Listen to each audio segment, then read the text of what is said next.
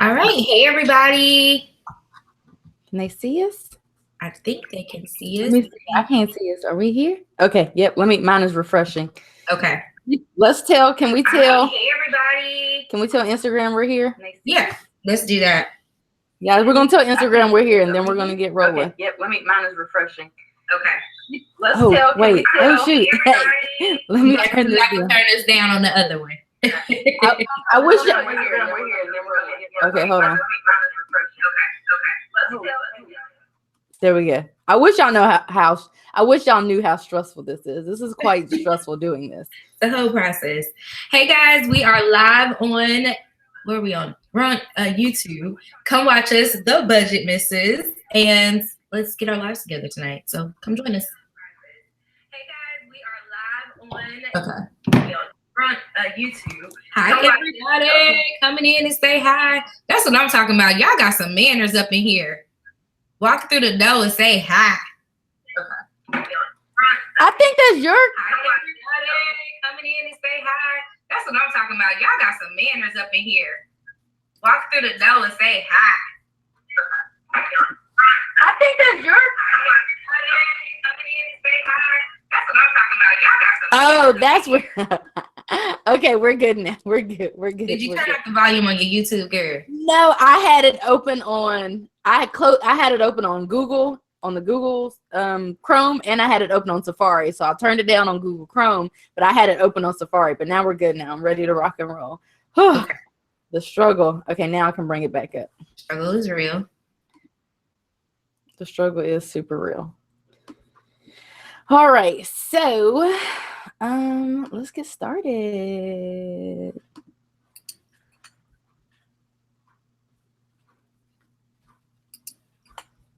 I don't know what it's doing. Doing something weird. It's quite weird. Tarsil said she's driving as always. Okay, they're still coming in. Hey, y'all.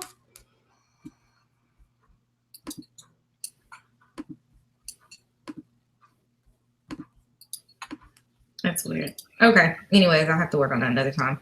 I made a little thing to show up down there, but it doesn't want to be great. So I'm done with it. I'm done with you. Moving on. Okay. Do I need pen and paper? Right. I don't know if you need pen and paper, but I mean, it's always good to have some. I take notes during this, Rhonda, especially when we have, you know, and when we're talking about a specific topic and whatnot. So I take notes. I always have a notepad. Although I don't have it now. I have another one. All right. Well, I am all set up. Shay, are you set up?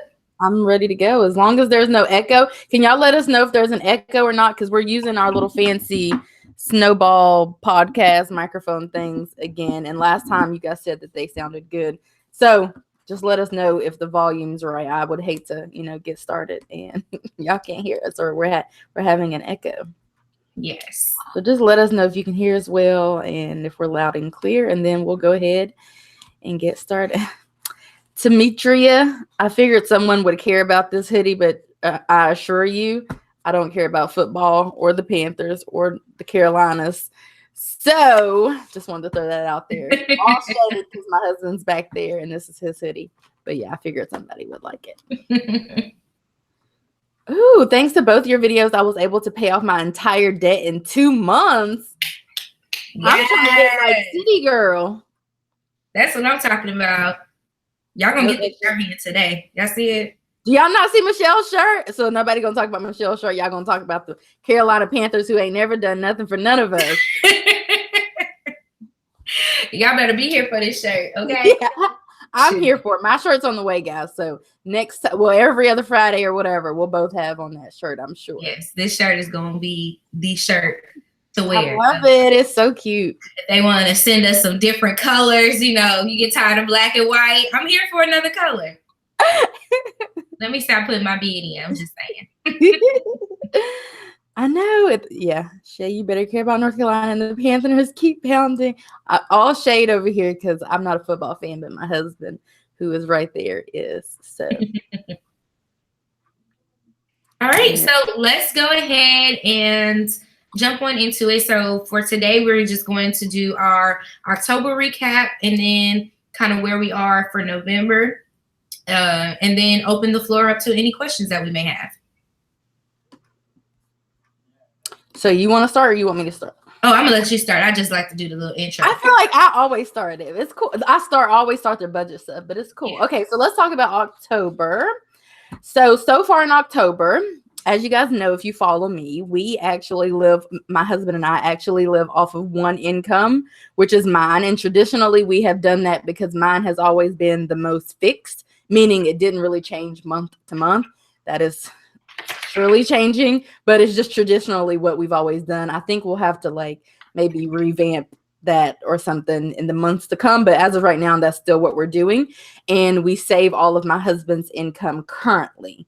Eventually we will get back to paying off our remaining debts, which include our student loans, but as of right now we're saving. And I can say that so far he only received one paycheck for like the 15th of the month, and we saved all of that. And then also one is going to come like tomorrow, and we are going to save all of that because I just got paid twice this week, which means that we have plenty enough in our main checking account to live off of probably for a couple of months just in that account. So we are doing well with saving his income. Last month we did go into that account to get some money to pay for some stuff, but we have not done that so far in October. So I'm really happy about that. I think that we will save probably like $300-400 more than we intended. And if you're following me, then you know that we were trying to save all of his income and then also an additional $1,400 for my income. And I think we'll save like $1,800, if not more, and just for my income. And then we'll save all of his income as well. Rent was a little less this month because of the chair situation. And so that was cool. We have started like keto, which means that our groceries have been like a little more expensive because I feel like, well, when you go from like eating a bunch of carbs to like none, you have to buy like a lot of new stuff. Like I no longer eat like sugar or blah, blah, blah, or we don't. He still kind of does whatever, but I don't. I did make a payment today towards someone that I know that's going to meal prep our food or meal plan it, meal prep it, whatever. And I'm going to pick it up weekly.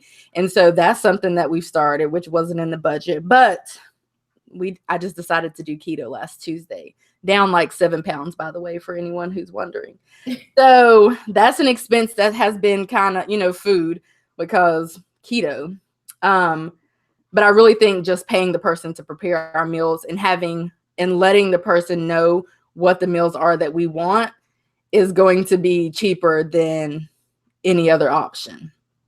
All bills have been paid except for life insurance bills, which are due tomorrow on the same day, both of ours.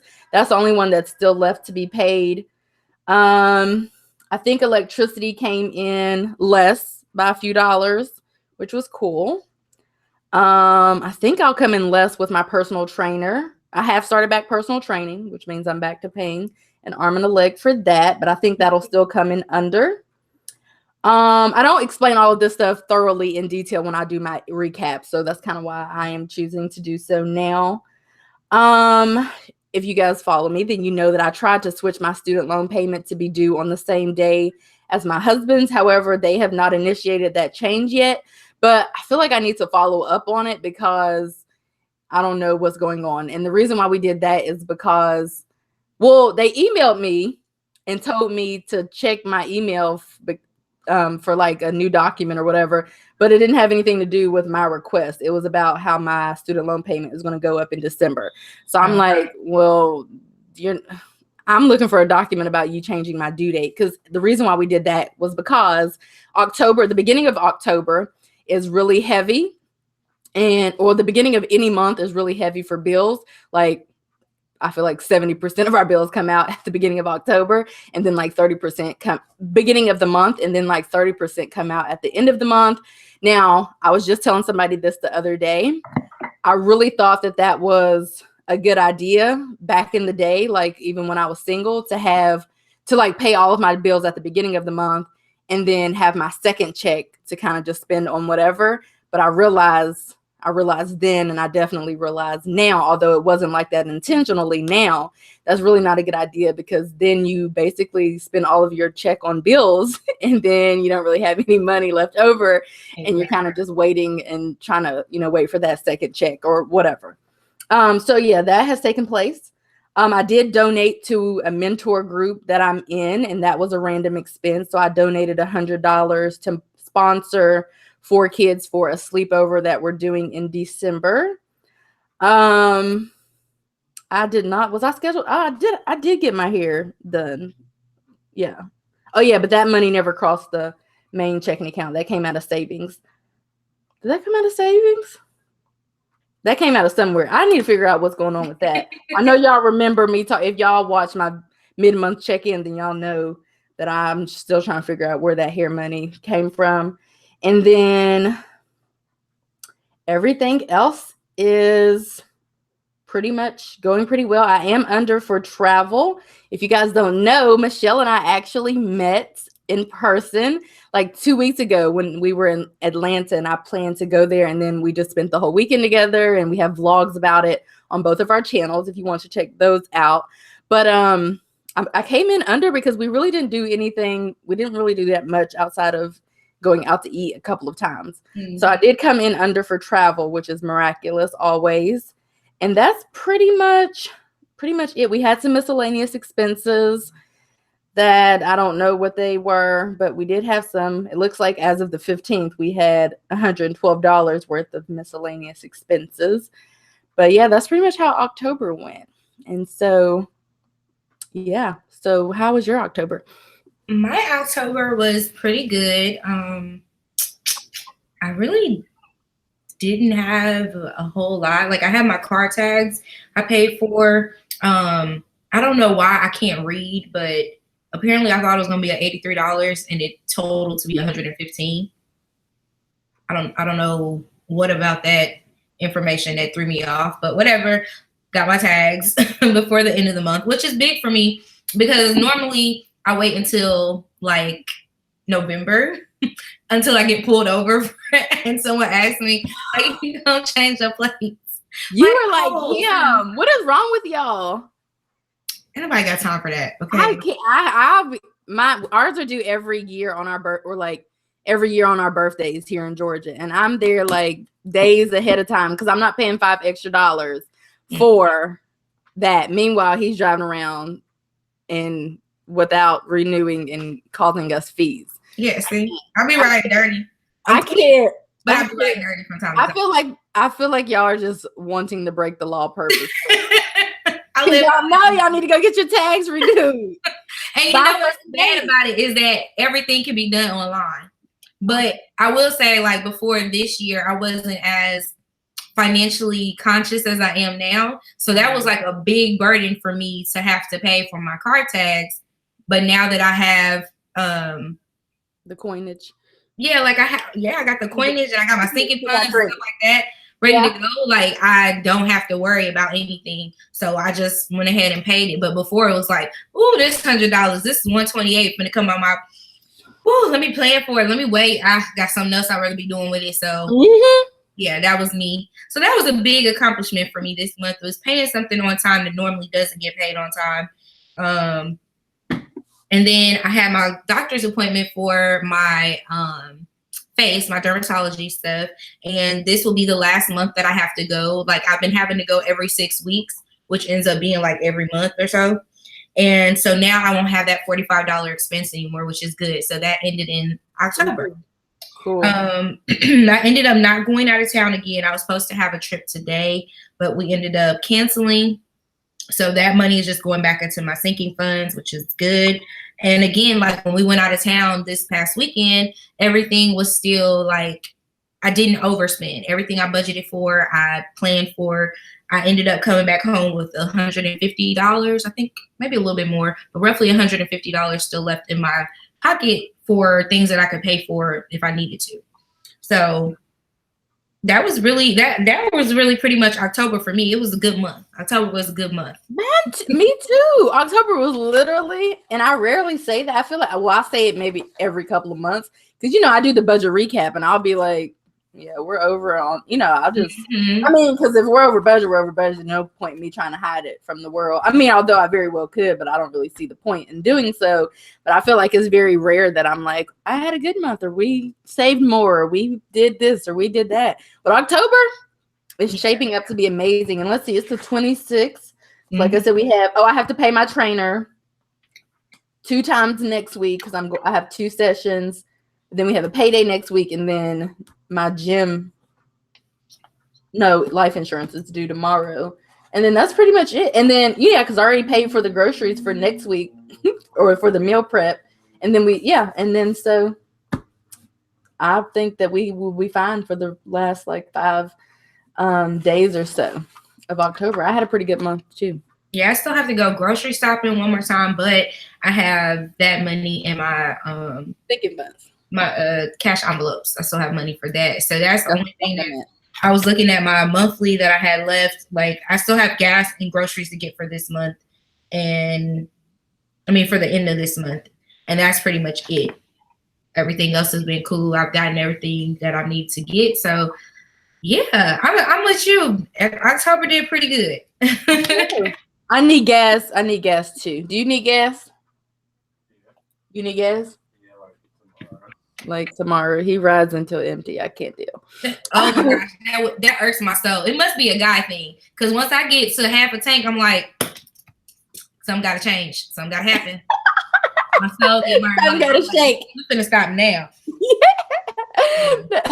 I don't do half a tank, but yeah, I'm not, because I've never run out of gas. I'm never like, I'm not. I just stop and get gas. Although I hate it, but I do. And I'll do it where I work because it's much cheaper.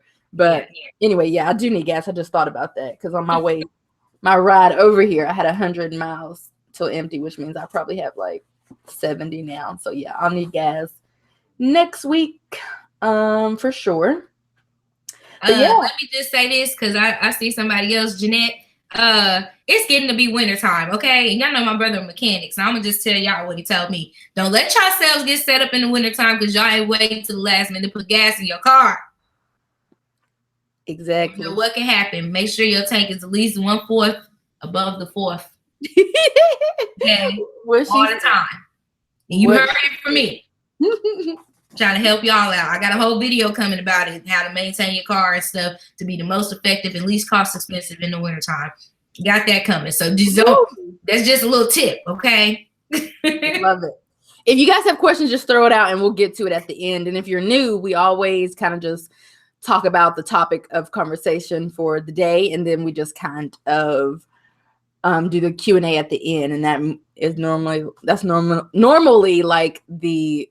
like half of the segment. I feel like we do like 30 minutes or so of chatting, and then the rest is Q&A.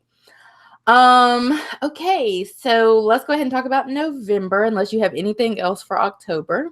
No. Okay. Well, November is going to be a cool month because I think, together we're going to have a good amount of income because October has been a good month as far as the online business that I run or whatever that I have. And so just in case you guys don't know, most of the online businesses or affiliate marketing stuff, they all pay a month out. So everything that I earn in October, I will get paid in November. And typically is later in the month after they like process it all. So that is how I know that November is going to be a pretty good month, just based on the income that I'm currently earning for October, but I won't get it. It won't be paid to me until November. But so income is going to be higher. All of the bills are pretty much the same. I assume electricity, we haven't run that in like the AC in forever. So I'm thinking electricity will definitely be lower for sure. Our annual gym fees are due in November. My husband's student loan the minimum payment is going up like just a hair in November. I do have a decent amount of business expenses that I need to take care for in November, like a few hundred. And then donations and gifts. November is our anniversary month, so we are going on a trip.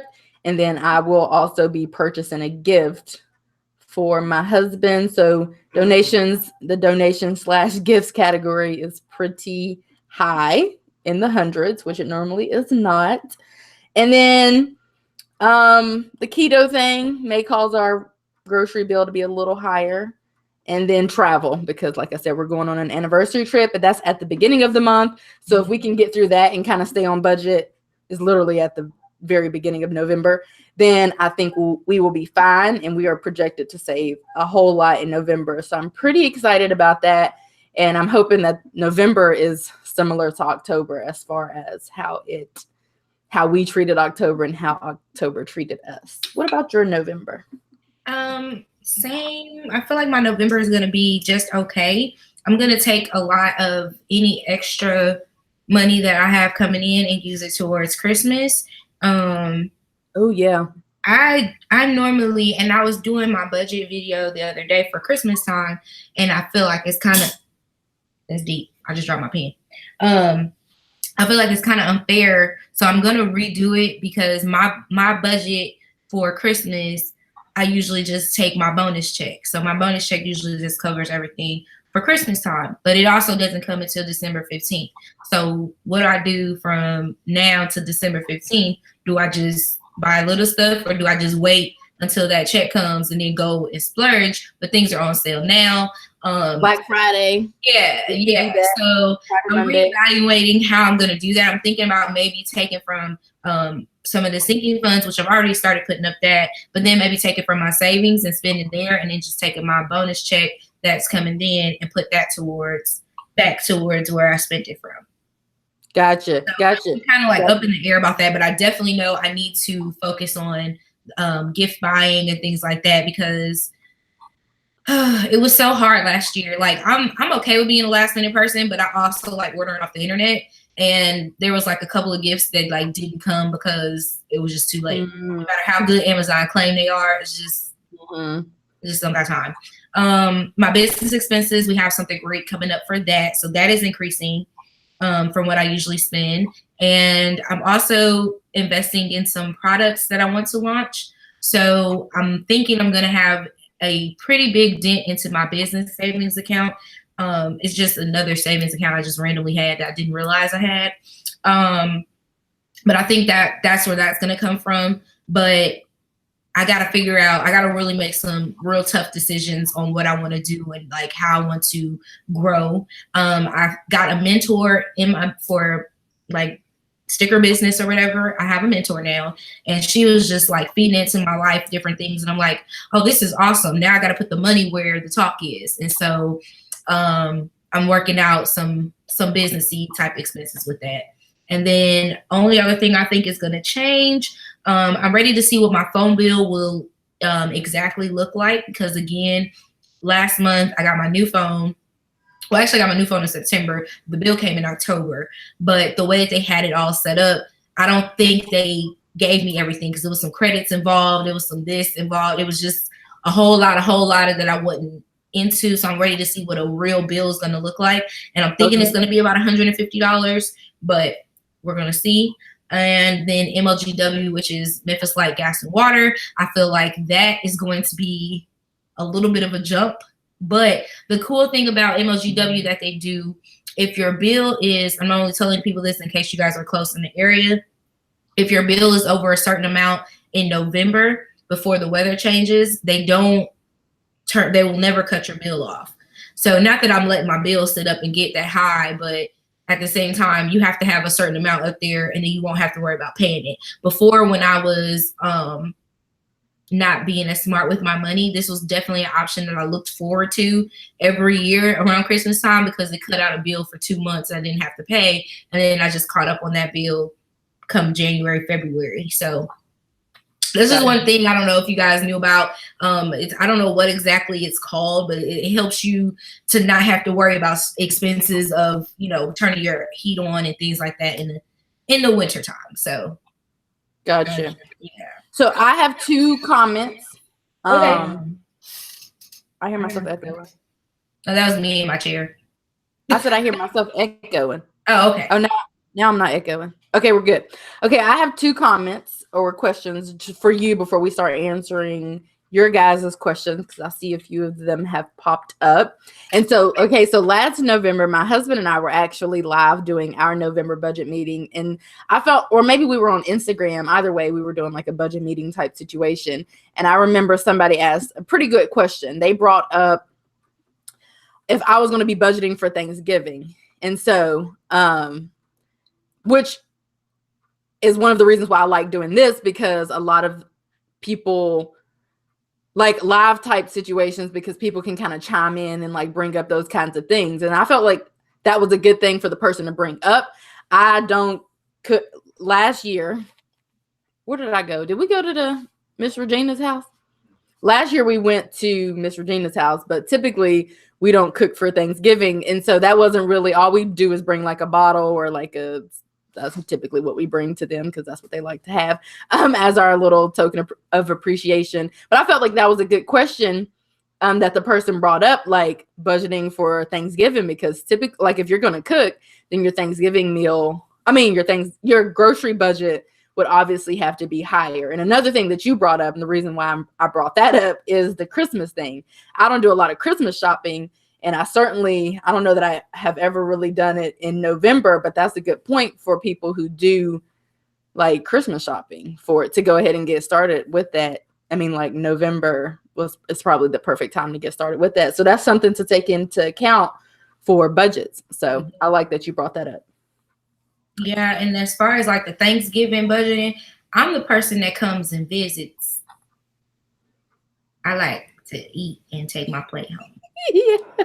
I think last year we brought like Hennessy because we knew that's what the people like to drink. So it was like an older couple. They have like a whole bar and they can always use some alcohol. And I was like, all right, let's do that. But yeah, we just show up as well. I'm not a Thanksgiving cooker. I can't. See, and the thing is, like, okay, so I'm a cooker. I'm the cook. I'm one of the cooks in my family down here. So when we do have gatherings or such, I do have to make sure I budget in because I know they're going to ask me for macaroni and cheese. So buying all that macaroni and cheese for all them people, and even to have some left, it does get costly. So I don't prepare a whole meal, but if I was, that's a good budgeting for Thanksgiving. That's something good to think about because you do have to spend for the holidays, period. Yeah. Would be a good video. Yeah. Budgeting for holiday eating. Mm-hmm. Yeah, when to shop for stuff, because this is definitely a time to start looking. Okay, so your canned good items are going to be on sale. What she say, like the second week or something like that. I have to go back and look. But whatever time your canned goods are on sale, you want to grab those. Then you may see a turkey on sale, and those usually go on sale before Thanksgiving. And then right as Thanksgiving is coming, those go on sale too. You might want to grab one then. But just know, this is how much I'm going to spend on my whole Thanksgiving meal, and then meal plan your Thanksgiving meal, because we meal plan and it helps us save money. But a lot of times we'll just go to the store. Oh, I'm gonna make this. Somebody said they wanted some of this. No, get you a menu. Stop serving for everybody, okay? Because everybody ain't gonna like everything anyway. Get you some dressing. Get you a turkey, macaroni and cheese, a vegetable, okay, and a dessert, okay. Stop letting people sit at your house all day like I do when I go over. I was about to say, did you say you did that? Yeah, I do that. I do that. But stop. Y'all need to stop letting. If you got excess food, then that means I need to come eat it. You're right. But you end up with a lot of food that you don't even end up eating. Like we overly cook and overly do it up for a lot of holidays with the expectation that people are coming. And yes, they are coming. But do we really need two pans of macaroni and cheese? Probably not. I'm not here to try to feed your family plus another family and then a whole nother family. I'm not Medea. So I'm just TT. And TT only trying to feed you little people that's right here in front of me. You're silly. I have another question. Because somebody asked a question, and we'll get to all of the questions. I don't let any questions escape. But I'm going to answer one of the questions because somebody exotic said, Shay, when are you going to get back to paying off debt because you guys were saving for some things? Well, we're saving for a lot of things, but a whole bunch more things. But I honestly, I don't want to put my foot in my mouth, but I really have dreams and aspirations of getting back to paying off the debt in the new year, like early 2019, and finishing paying off my husband's student loans in 2019. Those are my dreams and aspirations, and I'm working now for them to come through true, which is my question for E.Michelle, because we kind of do the same thing as far as like we just pretty much basically just live the same life. But one question I have for you before we get all of to their questions is, do you find it, what are your thoughts and feelings about, do you find yourself kind of pausing debt pay down, I guess, to invest in yourself, in your business? Or like, what are your thoughts and feelings about that? Because for me, while we're saving for a bunch of other things, I do have a lot of business expenses every month. And I do have another business that I'm looking to launch, which Michelle knows about it, but you guys will know about it in a couple of weeks. And so I have been like purchasing things for that. And that costs money, like everything costs money, and usually a lot. And so I find that honestly, like investing in business, I guess, especially if I assume that it will be fruitful, is like super succeeds or like surpasses or trumps paying down debt, because in the grand scheme of things, if everything continues to go how it's been going since I started all of this online businessy stuff last year, then the money that I'll be bringing in will eliminate the debt in half the time, and I won't have to be doing as much work, if that makes sense, because it's mainly passive income. Yeah. What do you feel about all of that? I would say I'm actually on the same level. I haven't put paying debt to the side. I've not done that. It's just been on a smaller scale, only because I wanted to invest more into what I have going on business-wise. Like even going to Atlanta for me was a business expense because of me having my reasoning for going down there. And then as you guys know, I'm trying to get a house. So there's certain things that I have to keep in mind, even though like I need to pay this debt down. Well, then they still want me to have this amount of money in my account to show them that I'm this person, but y'all don't want my debt over here. So I'm in a rock and a hard place. And my rock and hard place decided that I'm just going to make sure I take care of the things I need to do immediately so that I can continue to grow and be successful. I'm not going to hold myself back because student loan debt, pay off a debt or something like that, when I could really be growing and getting more in the future. And I don't see it being like a far future thing. I feel like what I'm doing now is helping me to be better in a couple of months. So I'll be in a better position. Like even when with the YouTube stuff coming up, with making more on YouTube, it is so awesome that I'm able to make more on YouTube. And now I can literally say, okay, I have this much amount that I can take and insert into my business, and then take the rest and I can insert that into paying off a debt, you know, like that. But I really wanted to focus on building my businesses back again.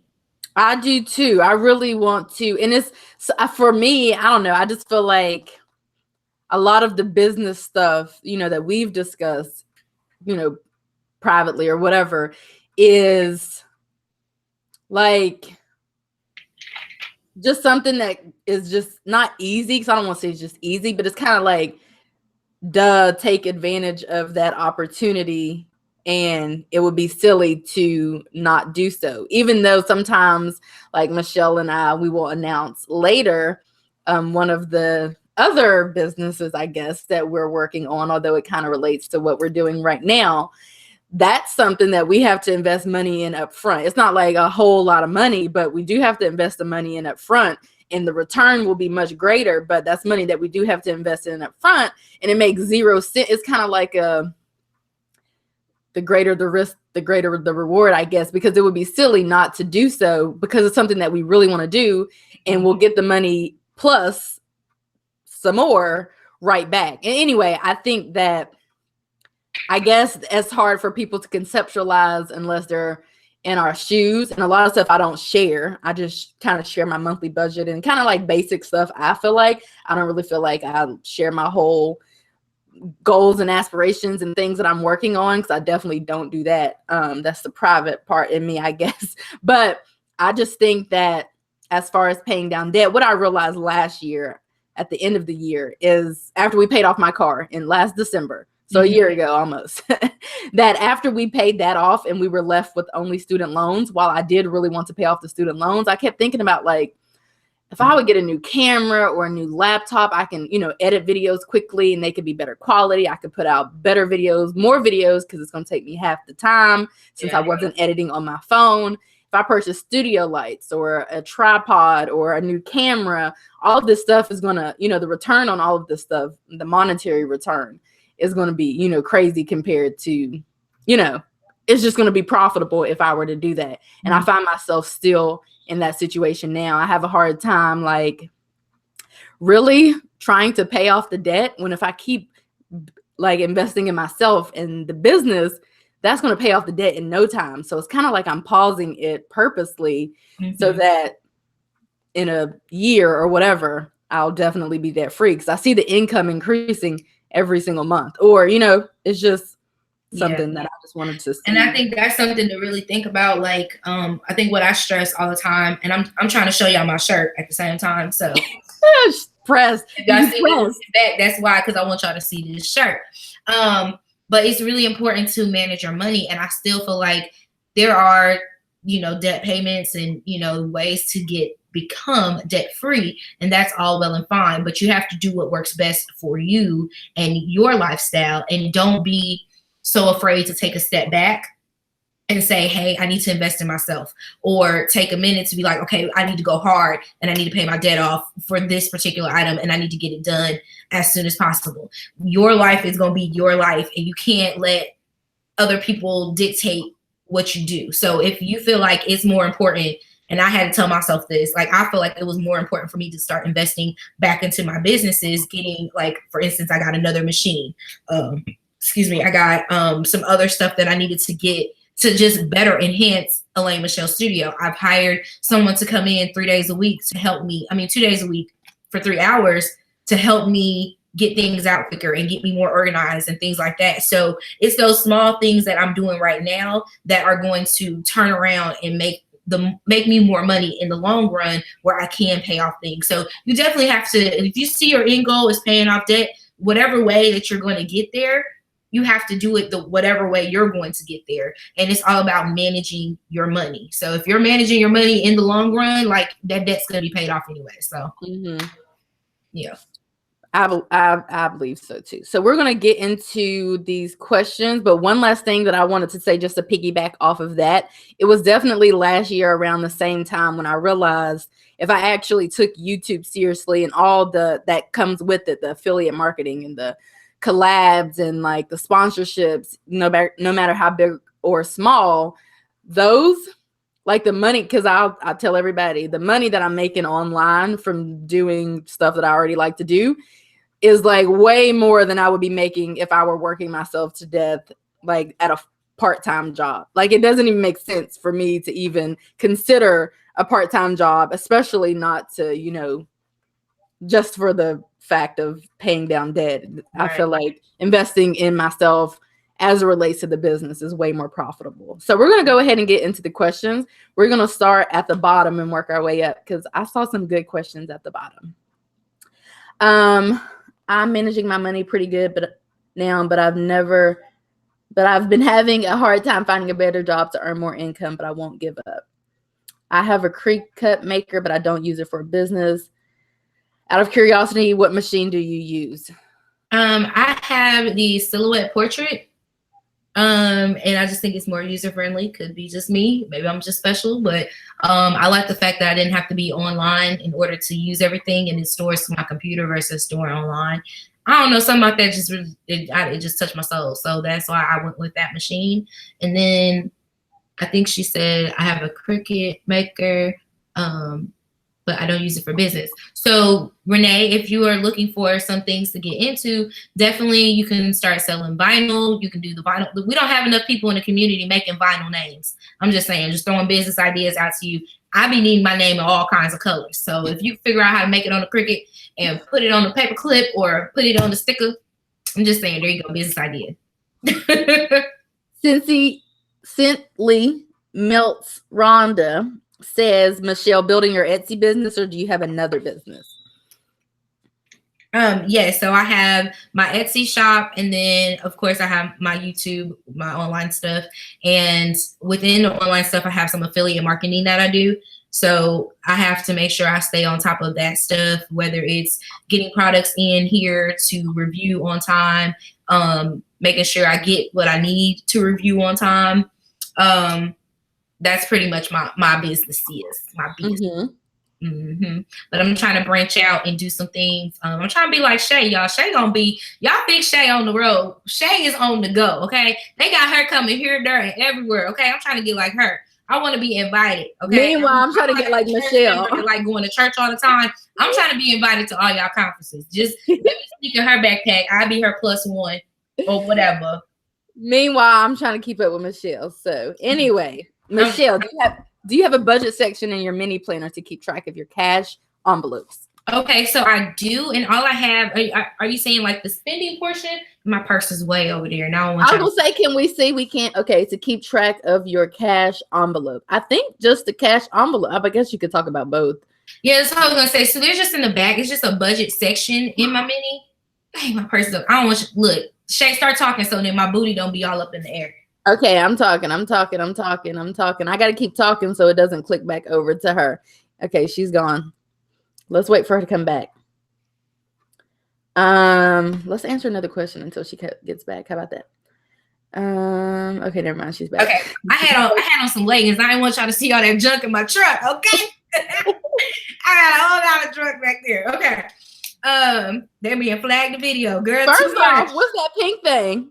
Oh, so this is okay. I know you don't got no Foxy Fix. No, it's not a Foxy Fix. It's okay, it's Foxy Fake.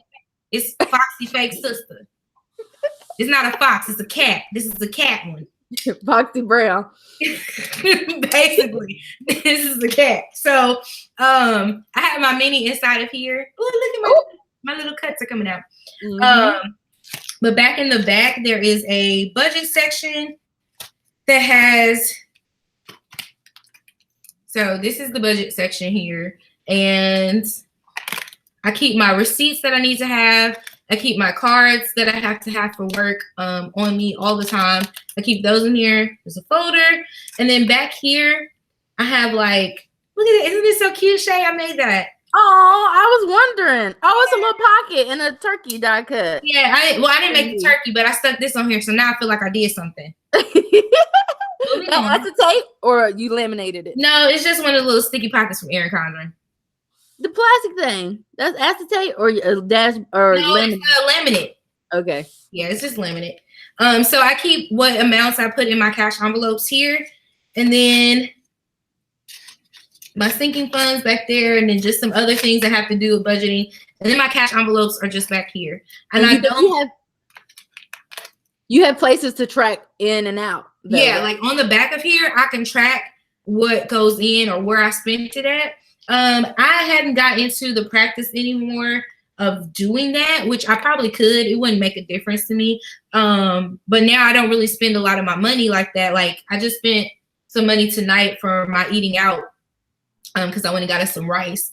But for the most part, I guess I don't really write on there, but I can. And I like that I can. But what I want to do when I fix it and add to my new one, I'm going to take some of the expense sheets that I have and I'm going to cut them down to the size of my mini and stick those inside of there and put those in that section. And then that would be for the expenses that I don't catch with my cash envelope. So like there's some things that I will purchase on the go with my PayPal card because I like getting that cash back or whatever. So I want to start tracking those in my mini. Okay. Boo, you want to turn the heat on? He's sitting over there in the hood and I'm cold. And y'all, I'm in Georgia and it just turned cold like probably 5 days ago and it's freezing. And we just turned on the heat the first time today. And I turned it off. So I thought I would be hot and I put this hoodie on, but it's still cold. Okay. Yes, Kristen, we were talking about Thanksgiving. Michelle, your video last year was helpful as far as writing it. Okay, we'll just answer questions because at this point I don't know what their responses are to or for. Ahmed, I was wondering, Shay, when you do your budget and include your income, what does it include? It includes my income. I don't know if that's a trick question, but it includes all of my sources of income. And sometimes it includes the rollover because all of my income goes to our main checking account. And whatever's left in that checking account at the end of the month is included in the next month's budget and the next month's income, because that's how I'm able to reconcile the budget correctly. So I just count it as income, but that's what it consists of. But it's like 90% my income and like 10% rollover. I need y'all to put question marks after your question so I can easily identify them. Are taxes automatically deducted from your YouTube earnings? Absolutely not. Or really, I've never come across any type of income source, like online type of thing where the taxes are taken out. So you have to put money back for those, or you have to just be prepared to pay for those whenever tax season comes around. Yep. I can tell you that I'm going to pay thousands of dollars this year, me and my husband, due to YouTube and all of the other income that's coming in on a 1099 form. So they are not. And not for Etsy either. That comes in on a 1099 form. Yeah. Michelle? Okay. Yeah, that's right. Because even Etsy they don't give me a tax form either. I have to keep up with everything that I spent. Okay. What I make on Etsy by myself. And then, like, I think right now my tax bill is about $900. Okay. How can I get extra income that will not take me away from my small children? So we obviously do online stuff. YouTube is actually pretty profitable, but obviously not everybody is trying to do a YouTube or can or want to or have the skills or feel like they don't have the skills. So let's see. Extra income. I would definitely say to sell something online though, because if you don't want to leave the house and leave your children there or drop them off anywhere, it's going to have to be some type of online something. So maybe like selling something on Etsy. I mean, anything. People will literally buy anything as long as it's like of decent quality. Maybe you can sell something. You can start a YouTube channel. Some people like sell clothes online with like LuLaRoe. I mean, I think sometimes they have to leave the house a little, but pretty much selling stuff from home. What do you think? Yeah, I definitely would look into that, or look into if Amazon is in your area, they have some online Amazon working things that you can do. You can just be a call person. Different things like that. I wouldn't sign up for any place that asks you to pay for equipment and stuff like that up front. But definitely look into places like Amazon, because I'm only saying Amazon because I've looked them up and they still pay pretty well, and you just working from home answering the phone. I think Groupon people work from home too. So like customer service jobs, or the VIP Kid where you teach kids in China how to speak English and stuff. That pays like $20 an hour. It is VIP Kid. You can look up that if you have a degree. I think you need a bachelor's degree of any sort and like teaching experience. I know a lot of people do that. Yeah. And it's like legit. It's pretty legit from what I've seen. I've had a friend whose husband actually quit teaching in a school, and now he only does that full time, and he's making more than he was as a teacher. Yeah, I think if you do it full time, is profitable. Yeah. Being on a fixed income, it makes it very difficult to budget. Any recommendations? I find that so interesting because I would love to have a fixed income. Nothing would make me happier than to get paid once a month and get all of my money at the same time. Nothing would make me happier. So I find that interesting that I find most people struggle with variable income. What do you think? I would struggle with a fixed one time. Well, let me see. Here's the thing. I think I would just spread things out and make it feasible, but I would be scared because there's times like with one of my paychecks, I know that I'm only going to have like $200 left, and I'm like, Lord have mercy. If something happens, I'm going to have to dig deeper. But I think budgeting, like the simple act of budgeting with fixed income is easy because you don't have to worry about, thing every time. If the check's going to be less this week or what the case is, because it's fixed. So I find that interesting. Now, trying to live off of a fixed income when your expenses are high, that's different. True. That's when you need a variable, a $200 to fall from the sky, or to pop up from somewhere, or a check to come from somewhere, or a transfer, a deposit. That's more difficult. But I think the simple act of budgeting with fixed income is prime. Yeah, I agree. I feel like it should be easier. You actually should find it to be easier with a fixed, getting paid and working out your budget. It may be hard to manage more so than budgeting. That's what I feel. So I don't know that we answered that question, but I just find it to be easier to budget with a fixed income. We answered the question from Exotic about me going back to paying off debt. I have some stuff in the works and some stuff that will help me to pay off debts, us to pay off debts more quickly. I'm always rolling in fumes. I can't. So I'm 22 with 2 kids, and I'm looking to budget better being a single mother. You have any? I'll let you go first. Although I personally feel like the act of budgeting and accounting for all of your income and all of your expenses is universal. So when people say that somebody else's budget resonates with them better because maybe they have kids too, or they're married, or, you know, I see people looking for people who are single, and they're looking for people who budget like them because they're single, or because they have kids, or because this or because of that. But I think the act of budgeting and the technique behind it is universal and anybody can use it. It's literally about allocating for your income, allocating for all of your expenses, and ensuring that your income covers your expenses. Because if they do not, then you're going to have to cut expenses or increase income, or both. So I find that that's the case with budgeting. But anyway, as far as looking to budget better being a single mother, I don't know if that's a question or a comment, but if you have any comment about it. So as a single mom, I think, look at my thing went off. As a single mom, I feel like we put a lot of effort into making sure our kids have whatever, trying to provide whatever. And I really think it's a matter of budgeting better in a couple areas. One, your children's expenses like clothes and things like that, buying out of season for next season, that definitely helps you to save money and budgeting for that. And then meal prepping, because if you're like me, you found yourself going to the store, and because your son or your kids say they want this kind of snack and they want to have this, you get all the snacks, and then you've got things, but you don't necessarily have meals.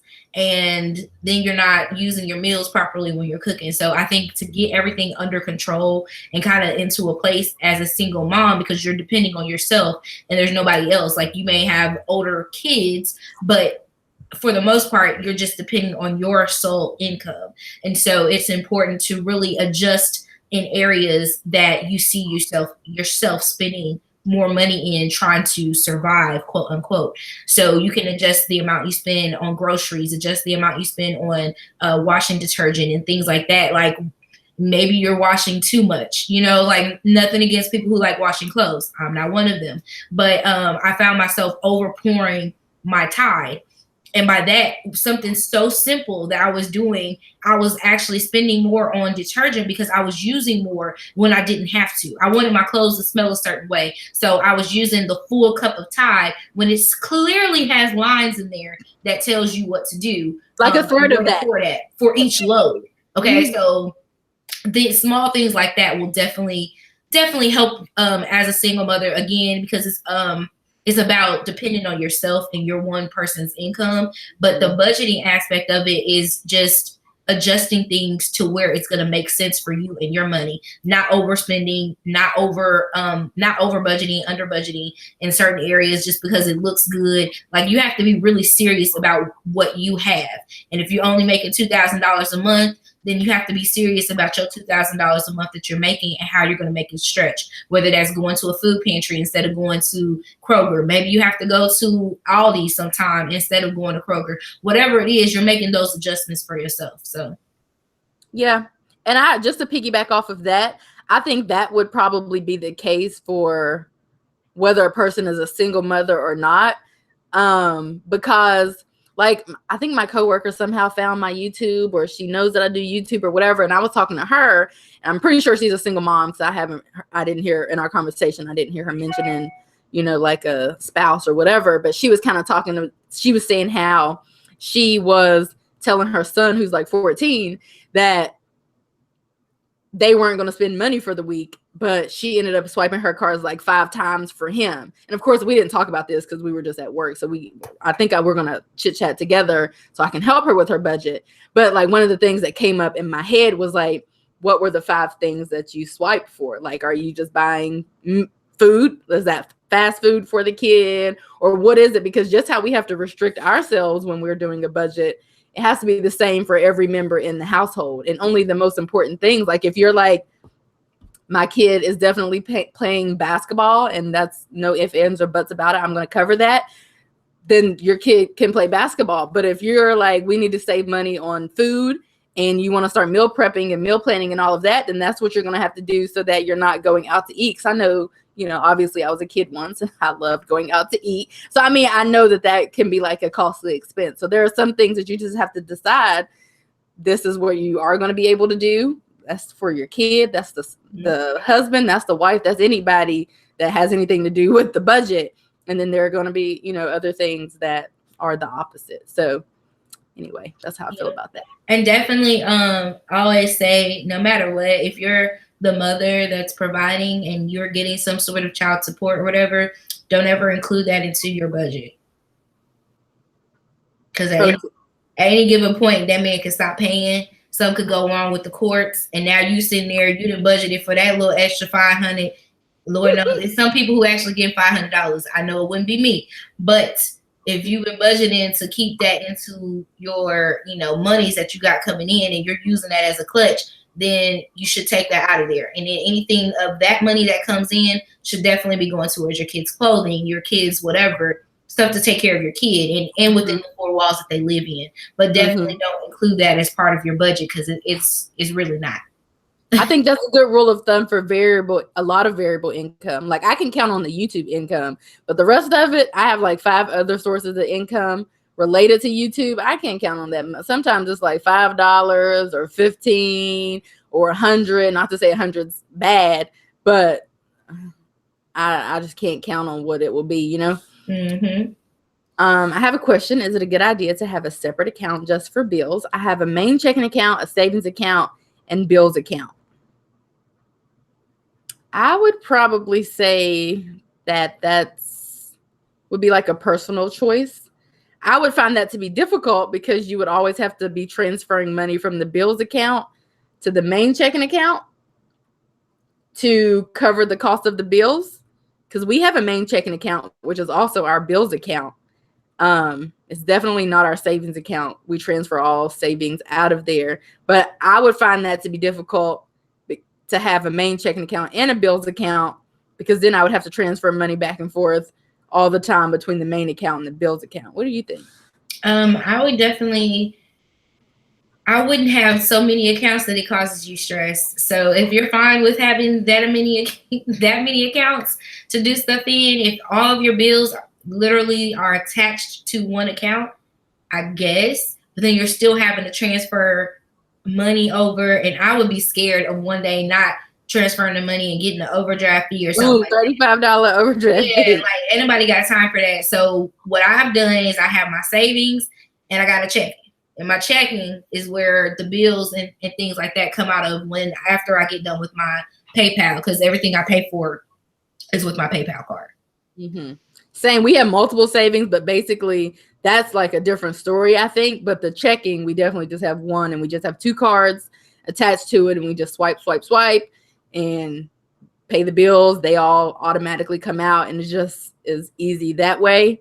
But yeah, I think a main checking account and bills account might be stressful. Yeah. Michelle is like, oh, well, that's okay. We're at the top. Okay, back down to we're back down. Okay, let me stop and start right here. Ain't nothing wrong with some junk in the trunk. Hey, Shakisha. Somebody had me calling you Shakisha. It's Shakisha. I think Tarsha has me saying Shakisha, and I'm like, that is not. It ain't me, because I call her Shakisha. Mara says, Shay, as someone who pays for personal training, do you think it's worth it? No. I want to put the extra $450 for 15 1-hour sessions, but I feel torn because I could pay off debt. I just want personal training for myself. No, ma'am. 15 for 1 hour. How much is that? Let me do my basic math skills. I don't have any. $30 an hour. Okay, yeah, that's what I pay. I actually pay $30 an hour for an hour session. However, I only go twice a month. So can you go, I mean, not twice a month, twice a week. Can you go twice a week? Because 15 hours of personal training is highway robbery. And I think that's a little much. I pay a lot. I tell my personal trainer to his face that he charges too much. And he's like, well, stop coming. And I'm like, okay, well, I'll see you tomorrow. But I think that that's a lot to be going out the budget every month, $450. So I try to keep mine like under 300. I really try to keep it at 240, which is 8 sessions per month, 8 times 30. But 450 is a little much, especially if you're considering paying off debt or if you're torn. When I started training a year ago, I was definitely not torn. The 300 or 200 or however much was just pretty simple. And it wasn't anything I really had to like think about. It was just a no-brainer that I wanted to do it as a birthday gift to myself. But $450 a month is a lot. I would say do like twice a week and then do your other workouts. I know Mara like basically personally. So that's why I'm talking to her in this manner. But yeah, girl, I think you should do like 2 a week because 15 is a lot. That's almost $500. Yeah. I say if you're not committed to it, like I wouldn't. True. I just wouldn't. Like that's why I stopped my gym. I was going to LA Fitness and I just wasn't committed to it going as much as I should. So it was $75 a month I was wasting. And I was stepping foot in the gym maybe once a month at one point in time. Like, and it was like months that went by. I didn't even go to the gym because it looked funny. Like riding past, I was like, I don't want to go in there.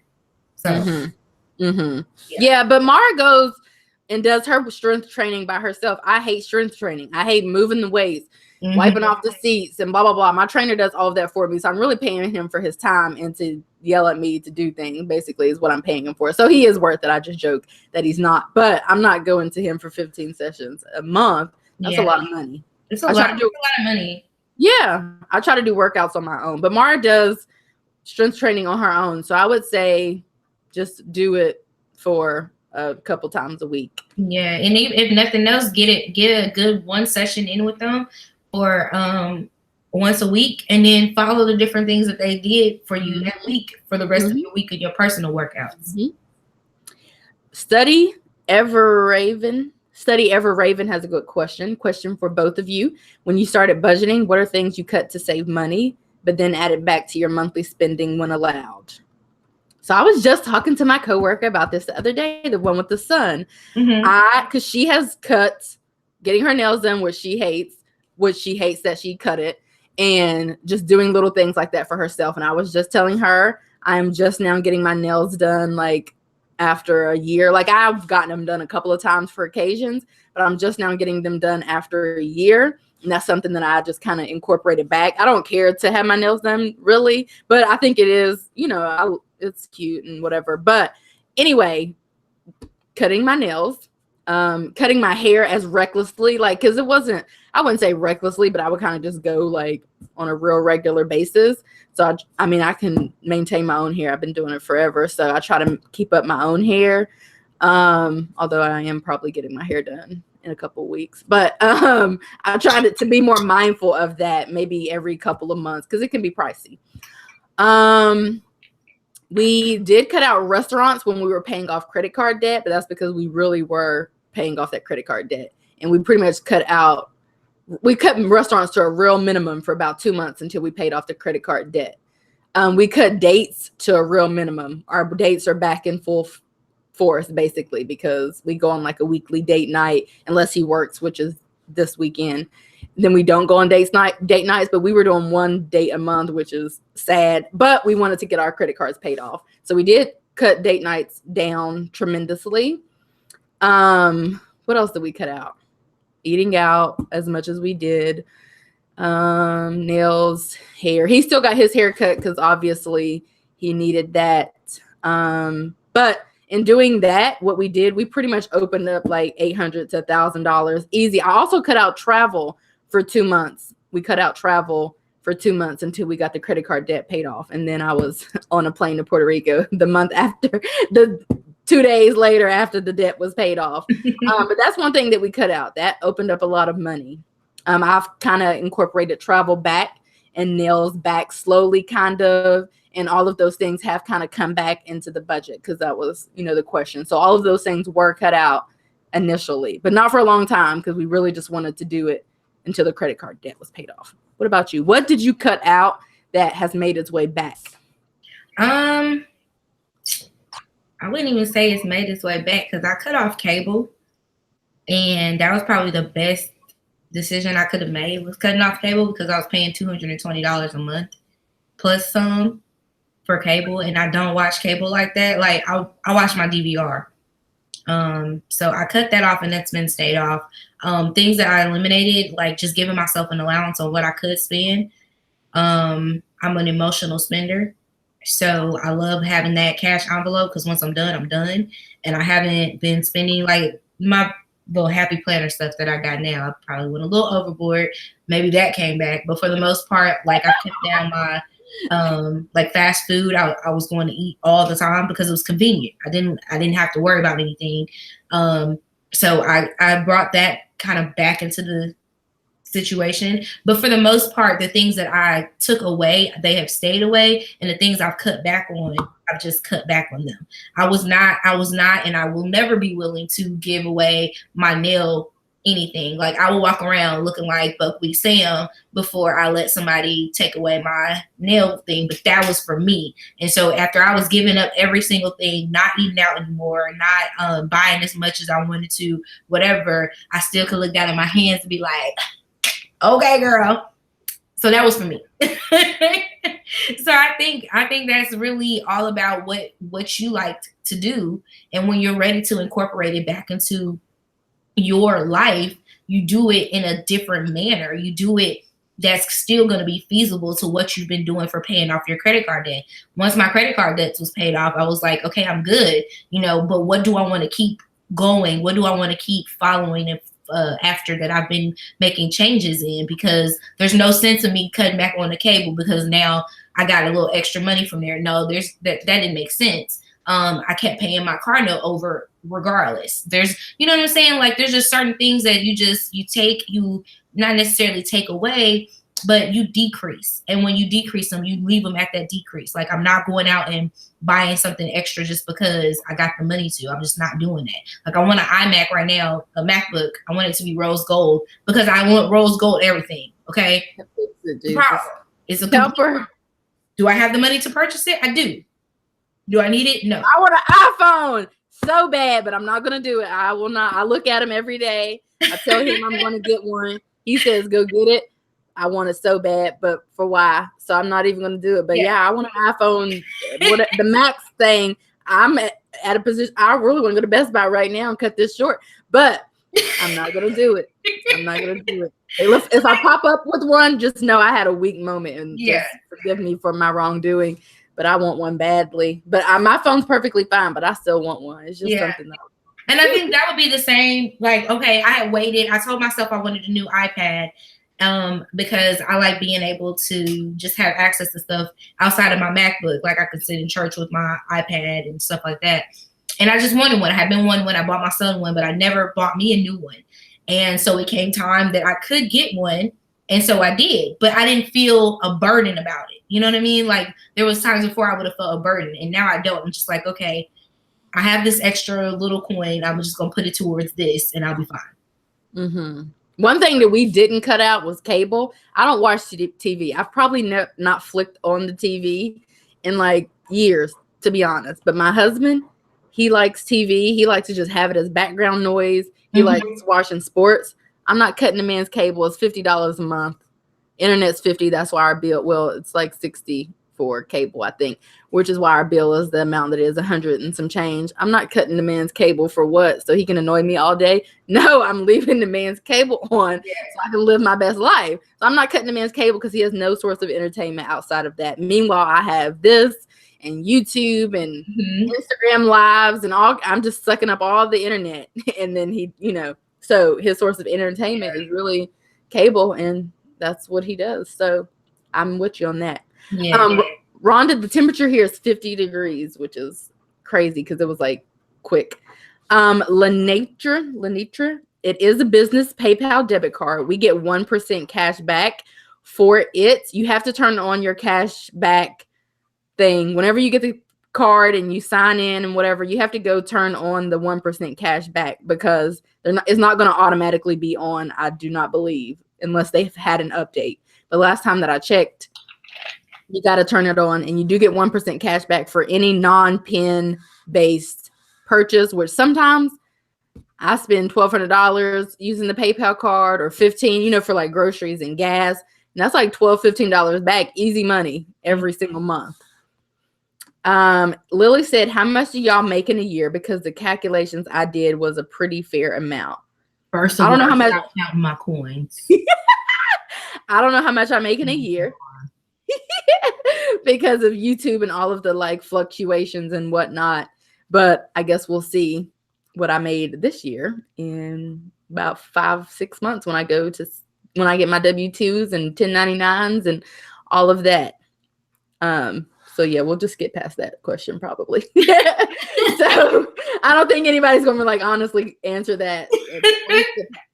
So wouldn't it be smart to tax yourself as the income comes in from outside income, i.e. YouTube, Etsy, etc.? Absolutely genius to put aside money and tax yourself so that when tax time rolls around, you can pay the bill. But either way, for me, I can be putting the money away now. I can find the money whenever it's tax time to pay for our bill. But either way, the bill has to be paid. So, but it would be very smart to just put the money aside as you earn that money. Yeah. And I think for me, up until like the summertime, I wasn't really making enough Etsy income for it to even make a difference as far as like tax and stuff. So you started booming in the summer? Yeah, it started booming in the summer. Love it. So since then, like now I gotta like get all this businessy stuff that I was just doing as a little hobby on the side, make a little coin on the side every week. But now I'm like legit making money. So with that, I'm now learning a lot more quarterly taxes and stuff like that. Yes, I probably should have, but in my head, I was just like, if I'm gonna have to pay it, I'll just pay it when tax time comes and go from there. I normally do my taxes myself, but I think this year, because of the business, go find your CPA. I'm gonna go see a CPA and see what all that I need to do so that next year I'll be doing it the correct way, because I didn't find a point in going before because it just didn't make sense to me. But now with YouTube and Etsy, it's definitely of importance, a matter of extreme importance, that I get this stuff together so that I'm not, spending a whole bunch of money trying to pay them back at one time. I didn't find a reason until we got married, and then his income was variable and mine was, and it was just what caused me stress. So I just paid Buddy. It was just it wasn't that much, and he did it, and we dropped it off. We paid. We gave all our documents. We came back. He explained to us, and he said, "Here's the information." He had an envelope and everything, and we just sent it off and paid it, and that was that. But I didn't find the need to do so really until, especially now, because I'm not gonna stress about it. I'm gonna take all my documents and drop it off to him and have him do it. But yeah, it would be smart to tax yourself. I thought about selling, but I don't have a craft. Sandra's actually in Memphis. Hey, Sandra.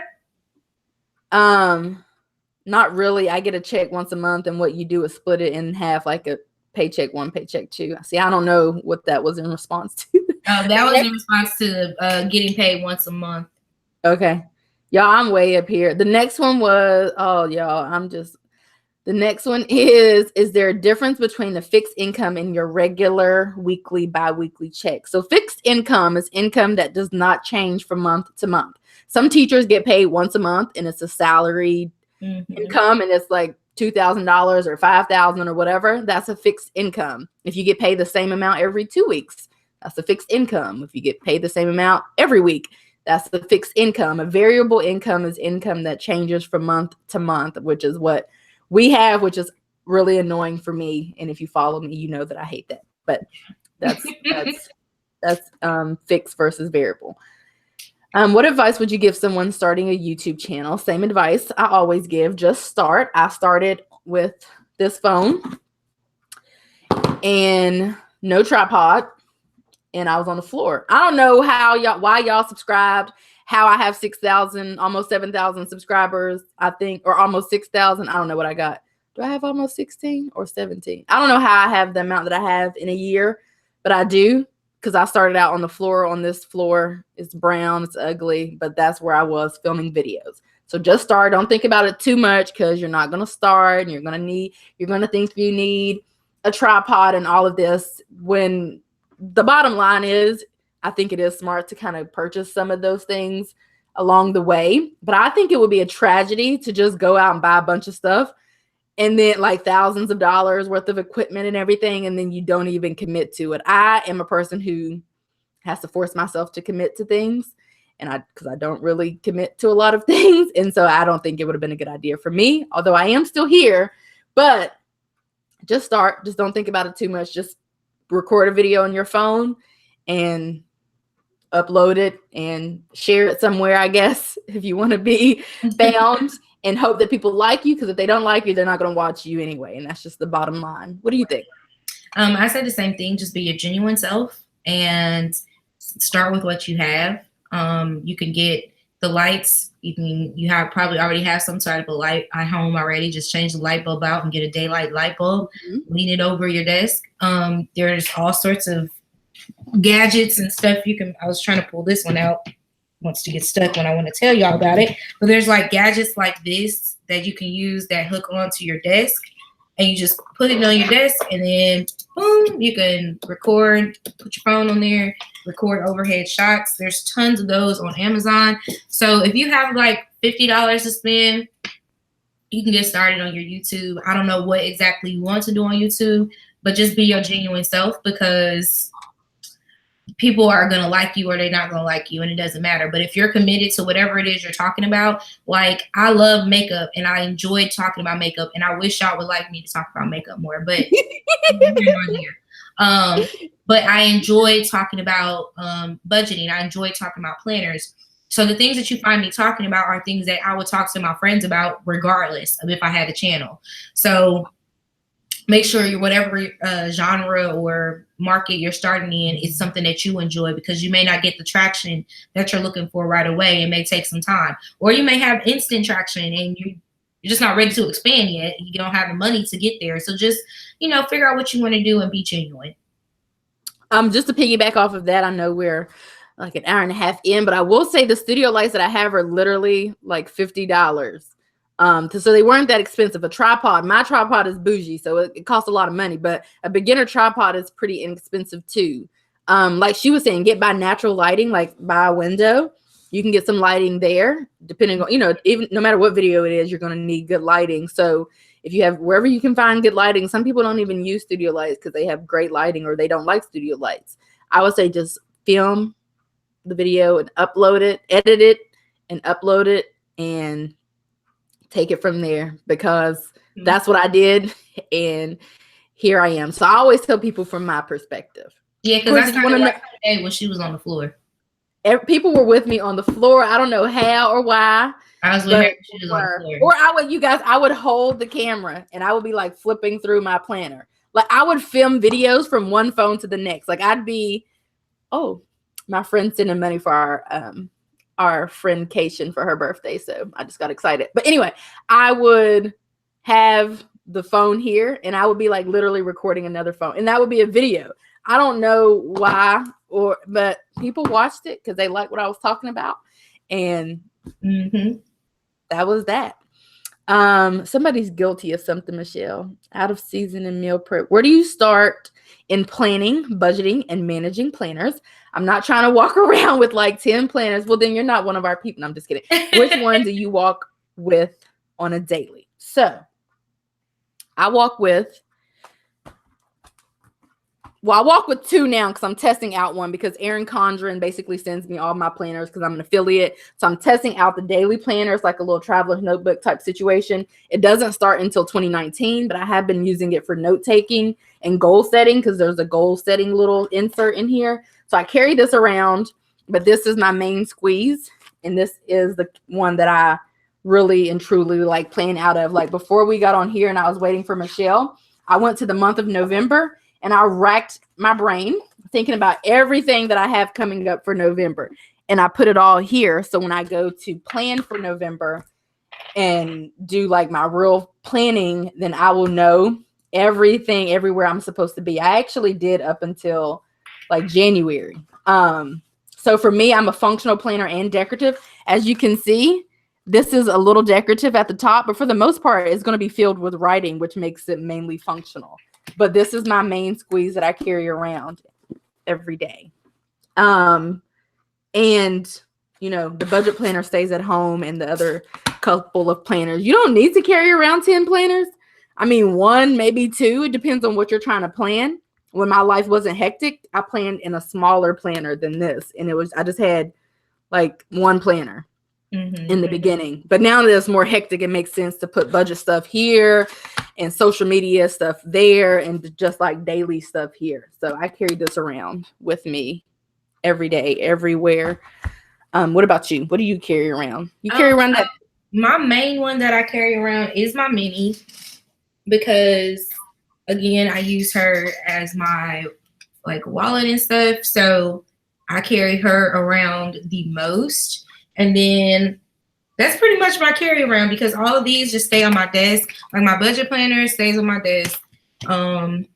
My catch-all planner, that one stays on my desk. I have that one just in easy access. If somebody's looking for me or something that I have going on or trying to schedule something for me, that's on my desk. But what I will say, when I get my mom life together, this one will probably be the one that I carry around with me, because right now, actually, I carry around my work planner every day, everywhere. Okay. And that is the hourly goal getter from last year. It kind of looks almost identical to this, with the big rings. And that in the back of there has my social media work stuff too. So what I do for regular work in the hourly, and then in the back of that had there. So what I plan on switching around to is using that as my catch-all in my work planner. And then, as Shay said, there's because we live the same life. So we both have these, and I absolutely fell in love with the Isn't she cute? Planner. And I love how this works. So I'm really thinking that this is going to be my work planner for next year, because it just has the day, it has the things I can write down, some things to remember. I can write something that I have to do for home. So I'm really feeling like this might be the girl to go to, and it's giving me all kinds of life. Like I can stick the cards and receipts and stuff in here, this little pack. What's that? It's like that from Michael? Yeah, I jumped it in there. I got it for my old traveler's notebook, so I just jumped it in front of one of these. Oh, she's cute. I have the same thing, but I'm extra, so look at mine. Yeah, I know. You just give me a couple of days, okay? I went and bought some stuff today. You did? Yeah, because of you. Yeah, because of you. Ain't nobody got time for you to be showing me out in my TN. So, but yeah, I'm really excited about getting into. Me too, for 2019. I'm carrying it around to get a feel for it, but I've been goal setting and everything. Yeah. Michelle and I are pretty much playing the same and pretty much have the same planners. I have a work planner as well, but I don't carry that around. But we are functional and decorative planners. And so you have to be a functional planner to get stuff done around here when you're like have online businesses and a full-time job, which we both have, and all of that. So I would say start out with one planner and see if you can make that work. And if there's something you might want to keep at home, like your budget, then you can just I switched my budget cover, y'all, in case y'all were wondering, to this. I know it throws people for a loop whenever I take off the cover and put another one on. Like, you got a new planner? No, I just changed the cover. But, and then, you know, there might be some things you don't want to carry around with you. Right. Because I don't really need to carry around my social media stuff, because I normally take care of that kind of stuff on the weekends. I had to learn how to love the shirt. What recommendations do you have when you're behind on bills? I love that question, because my recommendation is to not pay the ones that you can get away with not paying, and then catch up on the more important ones. I did a video on that on my channel, how to stop living paycheck to paycheck. And I still recommend that video and swear by it, because there were times where I wasn't in the position that I'm in now, or we weren't in the position that we're in now, and making ends meet as easily as we do now wasn't the case until we forced ourselves to stop spending money like crazy people. And so there were times where one bill that wasn't that important just didn't get paid, but the most important one did. So if I had to skip cable bill to pay the rent bill, then I just have to skip the cable bill to pay the rent bill, you know, the rent, payment because that's just what has to be done. Meanwhile, though, it is important if you're behind on bills to really take a look at your budget and see what you can cut back on and see if you have enough income to take care of your expenses, because some people don't have enough income to take care of their expenses. And that's why they sometimes end up using credit cards and getting loans. So that's something important that I would recommend doing as well in the process while you're in the process of, making sure that you're taking care of the four walls, as they call it, everything here, because that's what's most important. Your credit card company, they'll just keep calling.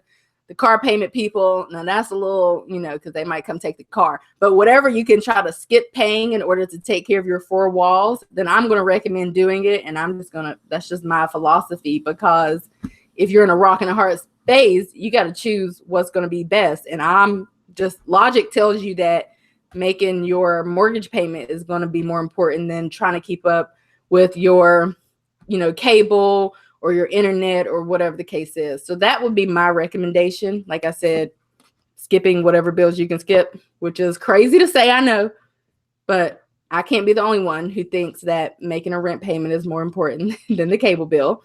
Taking a look at your budget to see if you have adequate income, because that might require cutting expenses or even bringing in more income, which nobody wants to get a part-time job or another job because it's just like, but sometimes you do have to do that, at least temporarily. What are your recommendations? Mine is the same thing. Focus on the bill that has to be paid. Really get that one knocked out of the way. Make sure, I'm really big on making sure you take care of your four walls before anything. If your cable got to get cut off, okay, so be it. If your phone got to get cut off, so be it, because you can run to the store, get you a track phone for a couple days. And Obama phone. Obama phone never hurt nobody, okay? You have to do what you have to do to get current. And my biggest thing is making sure you call your debtors.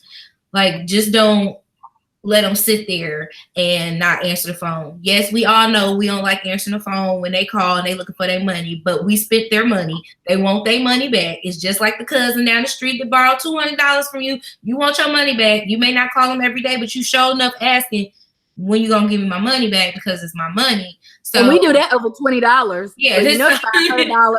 So the $500 car payment people. I definitely think it's important to pick up the phone and answer and tell them, hey, I'm a little bit behind. I plan on having a payment for you next month. Just want to make sure you make that note in my account. You ain't got to go into no big, long, drown out whatever with them, because they're going to try to tell you this going to happen and this going to happen. Thank you, sir. I let you know I'll be able to pay it on this day. Another thing, like I said, don't just not answer the phone, and then see where you can adjust some things that you already have. So one thing I did one time, I called Comcast and I was like, this bill is just too expensive. I need to do something else. I'm going to have to cut you off. Guess what they did? They went and re-promoted me with a different promo, because I told them I was going to leave. And so where my bill was $200, it then went back down to $159 or something like that. But it was more feasible for me to pay than what it was at $200. So you can definitely kind of talk your way through some things with your companies, like, hey, I may not need unlimited. Maybe let's see how much data I'm actually using and see if I can stay within that for a couple months. And then maybe I'll go back to unlimited later on. You know what I'm saying? You can always adjust and tweak the different things, because most of us have the max of everything we buy. This just happens. They sell us a package. The package has the most. They say it's the best deal, and we get that. And we really don't need all that stuff. So you can go back and readjust those packages, and all of that stuff usually takes place in the first couple of days. They prorate it. So you can end up giving them a small payment. A small payment is better than no payment. So if you have a bill that's extremely behind, go ahead and make sure you pay on that. Pay $10 on something else. Put your name behind something. My granddaddy always told me that. You put your name behind something because it means something. So even if you're not able to pay the whole thing, you're putting your name on something. Mm-hmm. So. Also, with my car loan, I don't have a car loan now, but I did have a car loan. I had two for a few years, and I was able to put when I had to skip a payment, I was able to put that on the back of my loan, which means it doesn't vanish or anything, but you have to pay it, at the back of the loan is what they call it. But some loan companies will allow you to do that. So you can call and ask about a hardship and putting the payment on the back of the loan, and definitely let that be a wake-up call. I'm not saying I'm like old and got started too late, not, way too late or anything, but definitely I don't want anybody to be waiting years to, get their finances in order. Because if you have to call and, make arrangements for bills and all of that stuff, definitely let that be a wake-up call. Because I know that I wish I would have started and had some good money sense much earlier, because, well, I probably wouldn't have student loan debt right now had I started earlier. I know I'm only in my 20s, but I really could have really started earlier instead of blowing money on crazy stuff. And just, there were some times I was doing extremely well, saving money, and then other times I wasn't. Sometimes a lot of that has to do with outside things, like a bunch of other stuff, external factors. But definitely my job here on YouTube and just in life is to help people however I can. Yeah. I do that all day at my full-time job, which is a question. We both have full-time jobs, Ahmed. And I like doing that on here and just helping people if I can. If it's going to help somebody, I'm going to do it. Yeah. But I also wanted to say, because I don't know how many people, like, I know with the Christmas time and stuff coming up, just be very leery. I think I've shared this before, but if I haven't, I was working when I first moved down to Memphis. I was working a check into cash. Okay. And the reason I quit checking the cash, I was a manager, and I had to quit because I did not believe in the practices that they were doing. They would let anybody come in and get some money, and then they would harass their whole entire family to get that money back. And then by the time the person, this is how I look at it. If I didn't have $200 and I came and got a $200 loan, chances are I'm still going to be behind the next paycheck. So I'm not going to have it then. just the odd chances. Just saying. Sometimes there are emergencies, but for the most part, people that are going to go get those loans, you're getting a loan to get another loan, to get another loan, to pay off the first loan. And then you're in a continuous cycle, and they're charging you upwards of 21% every single time. So if you don't pay it off in 30 days, then you're pretty much screwed, and now you're in a whole little circle. So one thing I can definitely say is, if you're behind on your bills, try to avoid that at all costs. Now, everybody may not have a family member that they can go to and ask for a, like a personal loan or something like that. But I definitely would stay away from checking the cash places, from payday loan people, payday loans, like payday loan stuff. Stay away from giving your title, them title places. Because if it's your car, you don't want nobody else having rights to your car, because you don't want to be worse off because of a setback or whatever might be going on. Exactly. And most of the time, the things that we're just so behind on can be covered within a couple of months if you work towards it. Even if you having to pick up being a pizza delivery driver for like a couple of weeks, because that's instant cash that you can get. You may have to do some things like that. Start your own little grocery shopping business around your neighborhood. You can go and buy the groceries for people, and then they pay you a servicing fee. There's always something you can do to make some quick money, but stay away from those people who are offering it to you and trying to make it sound real good, because it's never really any good. So just, if you can, and if you can at all costs, I know there are some times where you absolutely have to, but if you have to do that, go to a credit union or try to go to your bank before you go to any of those payday loans and stuff like that, because they will, it's just a cycle, and they get you in that cycle. That's how they're making money, because it's a cycle. It's people, I'm just sharing this because it hurts my heart. When I would see 60-year-old people coming in there getting payday loans or getting check into cash, writing us a blank check, and then we cash it, but we give them the cash later or whatever. So they would write the check over for $225. We'd give them $200, but then they had 2 weeks to give it back. But when I would see older people having to do that, I'm like, why are we in this position? Why are we not using other resources so that we're not just putting this money back into these people's hands that don't care about us? Because if they cared, they wouldn't be adding 21%. I was going to say that interest is what gets you with the payday. That interest is what gets you all the way down. So if you got friends and stuff, like I've told my friends 1,000,002 times, they're going to do whatever the hell they want to do anyway.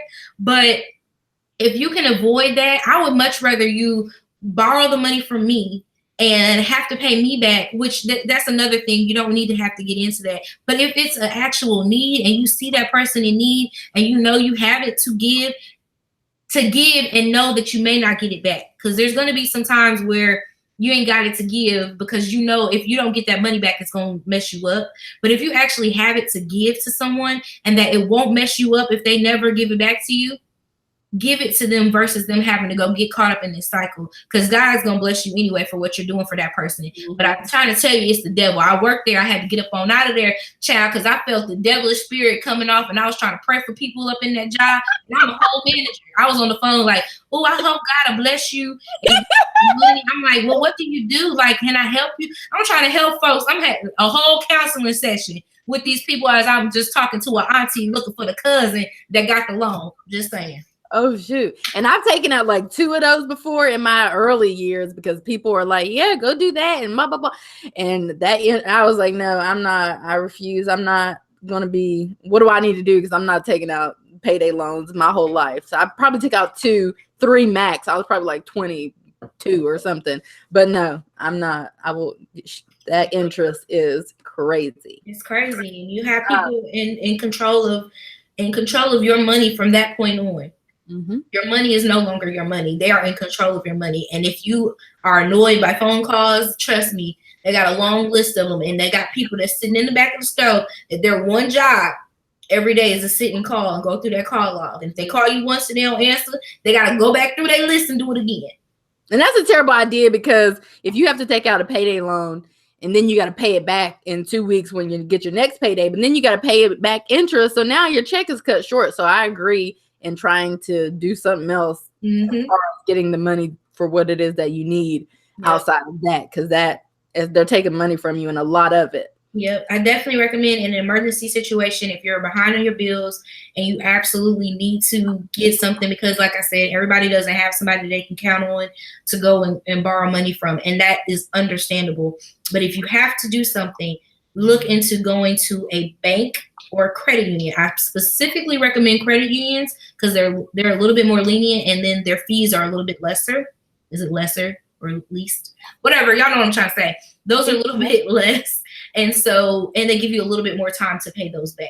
So that way you're not putting yourself in a crunch immediately, because that's what happens with those payday loans. You immediately are put into a bind. So Ahmed, I think I just answered this, but yeah, our main income is from full-time jobs, not YouTube. YouTube is not.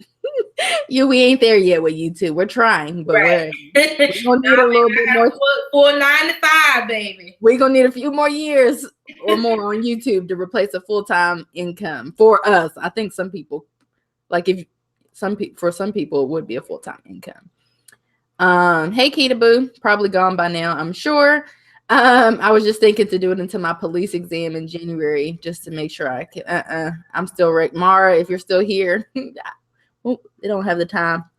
I still don't recommend it, but we'll talk later. The Dove Show. Hey, Queen, you cut so many things out. 1,000 extra per month is huge. It was really more than that. If that was in regards to me, it was more than 1,000. I'm just saying, just like those couple of things alone was just like 1,000. It's not a month, it's total. I should have been more clear. Oh. Very wise cutting cables and easy to. My cable's only $60 a month, and my internet is like $50, and he has a sports package, and then we have to pay fees, and it puts us at like $120, $130 a month. Hey ladies, do y'all budget for planner supplies that you want to buy? I don't really buy planner supplies that much anymore now that I have all of these affiliations and such, and I got Michelle to send me free stickers and stuff. But I do have an allowance. Yeah, you got to find you a sticker plug. But I do have an allowance, and I try very hard to stay under that. It's $100 for me. Then my husband has one for $100. He normally is under his, and I try really hard to stay under mine, just for whatever it is that I want to buy. Planner supplies sometimes, but I don't buy too many planner supplies anymore because I have a bunch of stuff. I mean, y'all know I got a bunch of stuff. What about you? I have a planner supply kind of budget. Like when new things come out, like I just automatically give myself that. But to be honest, that comes usually like from my business funds, because I'm usually using it to do something with, either putting it on a YouTube channel or something like that. So doesn't it Mm-hmm. I was telling you guys that a long time ago, like the business stuff, and like, because I could buy a planner to review, then I could give it away, or I could keep it. But it could be like a business expense. It could be personal allowance. It could be donations and gifts if I give it away. It does get kind of whatever with this type of thing that we're doing, blurred. So I just automatically put it over as a business expense, because if I know I'm going to do a haul on it, it's going to go on my video. It's going to go on my channel. So therefore, it's a business expense to have that on there. So Nurturing Christ that your nails are part of your business, though. Yes, they are. I count those off, and a wig. I got 2 wigs. Yes, indeed. I struggle with that because I'm like, well, my nails look good on camera when I have them done, but then the grand scheme of things, it's expensive. And then my hair looks good, and then I can get on camera more if my hair is done, which is not currently, which that's neither here nor there. But I'm like, well, it is like for the upkeep of the business. But then I'm just cheap naturally, so I don't really like spending a lot of money on stuff. Yeah. Yes, G, my phone is paid off. My husband's is paid off, and we're just sticking with these old phones. But I want a Max like yesterday. Can I ask Michelle, where do you buy your mini planner that you keep your cash envelopes in that you carry with you every day? I'm looking for something similar, but can't find it. I got this. I actually looked up on this at Michael's. It was in the clearance section, but this was. Let her know the mini. She might not be a planner girl. Let her know that the mini doesn't come in that. Okay. So this is just a cover. This is actually like a journaling cover or a TN, however you want to say, but it's B6 size. And then my happy planner came from Michael's as well. And then I've just added different stuff in here. And you got a new cover? Rings out. Yeah, the rings are like regular rings and not the mini rings, because I would never be able to fit anything in here. Mm-hmm. But you can get them from Michael's, Hobby Lobby, and Joanne for sure. If not, the Happy Planner website, which is going to be more expensive. I feel you, Shay. I'm going to wait until next week to get an iPhone. Oh, Lord. Don't have me in. Best Buy closes in 10 minutes. I think I can make it. I want planner stickers, but I can't right now. We all have different journeys. Yes. I'm the same way. I could care less about TV, but my boyfriend watches sports. Yeah, if cable is his main source of entertainment, is wise. Oh, my gosh. That's the feds are watching, because I just got an Amazon thing about something rose gold or whatever. That might be your cue to go get your MacBook. Put the nails as a business expense.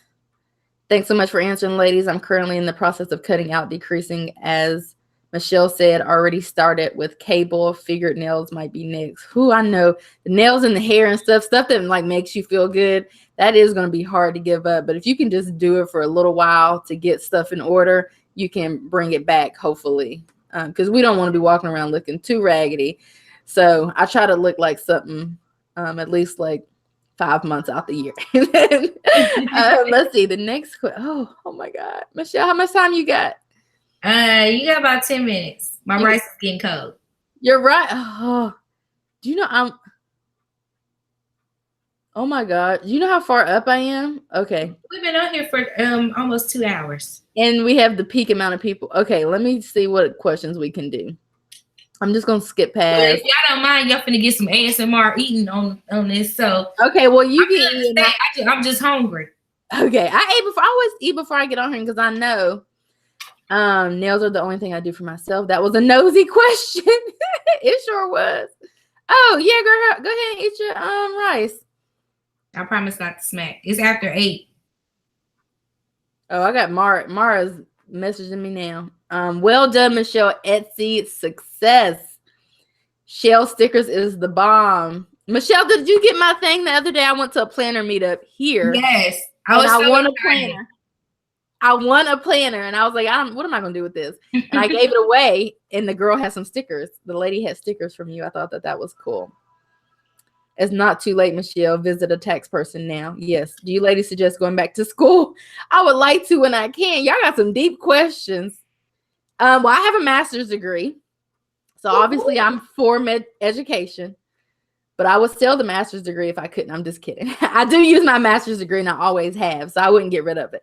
But I I would suggest go back to school if you can pay for it in cash. I wouldn't say go rack up debt for it. So like if I would go back now, like to get a doctorate degree, I got to pay for it in cash. I'm not stacking on more debt to what I already have, even though it would be more profitable to have that degree, I would assume. I don't really have any intentions of doing so, but I'm just saying more doors would be open. I would definitely have to cash flow it and pay it, and pay for it instead of racking up more debt and having a larger student loan payment, Yeah, I would say the same thing. Definitely, if you don't have a degree at all, go back and get one. And if that's nothing more than an associate's degree, you always want something behind your name because it'll help you one step further, get a little bit further. You could be the difference. And I said this because I used to be a hiring manager. It could be the difference from you having all the skills, but the requirement says you have to have some sort of degree. And it may say a bachelor's, but I can get you into a job just by saying you have an associate's degree and you're working towards your bachelor's. I can get you in like that versus saying you don't have anything because they still want to see that school knowledge there.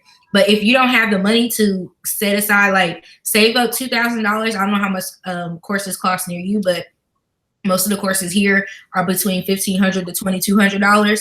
Save you up that amount of money. And if you're working for a company, my company pays me back after I finish. There are some companies that will give you the money to go on the front end, and then you just turn your stuff in. But you need to have at least $2,200 and then pay it up front, turn your grades into your job, and have them pay for it. And then boom, you're getting paid. Your job is paying for your schooling. And work around the amount of money that they have. So like my job, when I was working on my master's, they had $5,500 a year that you could get. So I made sure I maximized that and used all $5,500 every single time that I went to school, that I was going to school. That way I was utilizing their cash flow instead of adding it to my student loans. Mm-hmm. Michelle, Joelle asked, how much do you make from YouTube? What? Joelle said, how much do you make from YouTube? I make money on YouTube. My husband's laughing. Oh, I'm sorry. Y'all want to know how? I don't really care. My largest month that I made was $1,100, and that varies between $700 to $500 a month. So, yeah, it will vary, Joelle, but some questions are like, oh, but some of them we have shared before, so it doesn't matter. Like I've shared that before on my channel. I share a lot of that kind of stuff on my channel, but this month for October, which I can't bring it up because I didn't track it the way that I should have tracked it. But I tracked it, but I didn't anyway. So this month for October with YouTube and everything, all of the affiliate marketing and everything, I probably did $1,500 maybe from YouTube. I'd say about $1,500 for October. I have a YouTube channel, but only post every now and then. Still trying to get it together. Yes, Tammy, I'm gonna need you to post at least once a week. Together, Tammy. I have to get on Michelle too, so I'm not getting on you. I have to get on Michelle to post a video also. She is on me every day. Where your video at? I do. I'm so proud when she puts out a video. Because I know she has a lot going on, but also I know that she can make some money from YouTube to take care of some of the stuff that she has going on. So I'm like, I'm gonna need you to put out a video so you can keep getting good months. Hey, Charmingly Pink, you can talk about makeup, Michelle. You can. I will watch you. I'm here for makeup, even though I never go. You guys, I have a cute little makeup vanity thing. I don't go in there because I don't feel like I don't feel like doing anything. I'm lazy. I'm not lazy. I just don't feel like doing like stuff like that. I do wonder if scholarships are as available to older adults as they are to younger ones. Do you ladies know? They are. I'm sorry. I also mentor people on the side. One of my key things was making sure. Oh, I didn't know you were a mentor. Yeah, I'm a mentor. Girl, I do everything. I know. I'm officially sworn in. I got my little bracelet the other day from the lady who runs the nonprofit. So I'm like officially a mentor. Yes. So don't count yourself short. There are tons of scholarships, and I know y'all hear me joke about the different things that are available for different people in different categories, but there are literally scholarships available for just about anything you can think of. And now, because of the push of people needing to have a degree to get certain jobs, there are more adult scholarships available. And you can type them in. I believe it's just go to scholarship.com to start off with, but then just go to Google and start typing in scholarships for adults. And a lot of them will come up. Most of them will take an essay. They'll require you to have like some signatures or something from your job stating, you know, you've been working, blah, blah, blah. The best thing I can recommend for you guys, if you are trying to go back to school and looking for scholarships, get your story together. Make it sound real good. I ain't telling you to lie. I'm just saying, make it sound really good that somebody will want to give you money, because a lot of those scholarships are coming from actual like people or actual foundations that people are actually reading, if that makes sense. It's not just from someone saying, it's not like a Pell Grant where they just see your name, make sure you qualified and go on. This is actual money that people are paying attention to. So once you get into those foundations and things like that, they are really looking at your story and why you want this, and you know what's going to make you benefit from getting this scholarship. And the better you write your story, only you can tell your story, but the better you write it, the better it is for a chance for you to get it. Also look at some local companies in your area that are looking to give out scholarships for continuing education. It's a whole thing now. People are really trying to go back to school and trying to get into fields that they want. So don't sell yourself short. If you're in your 40s and you've never been to school before, if you're in your 50s, like, go back to school. You can do it. That's my. And everybody else said that too. They agreed about there being scholarships for older people. Mm-hmm. Diamond said, so no more HP mini, guys.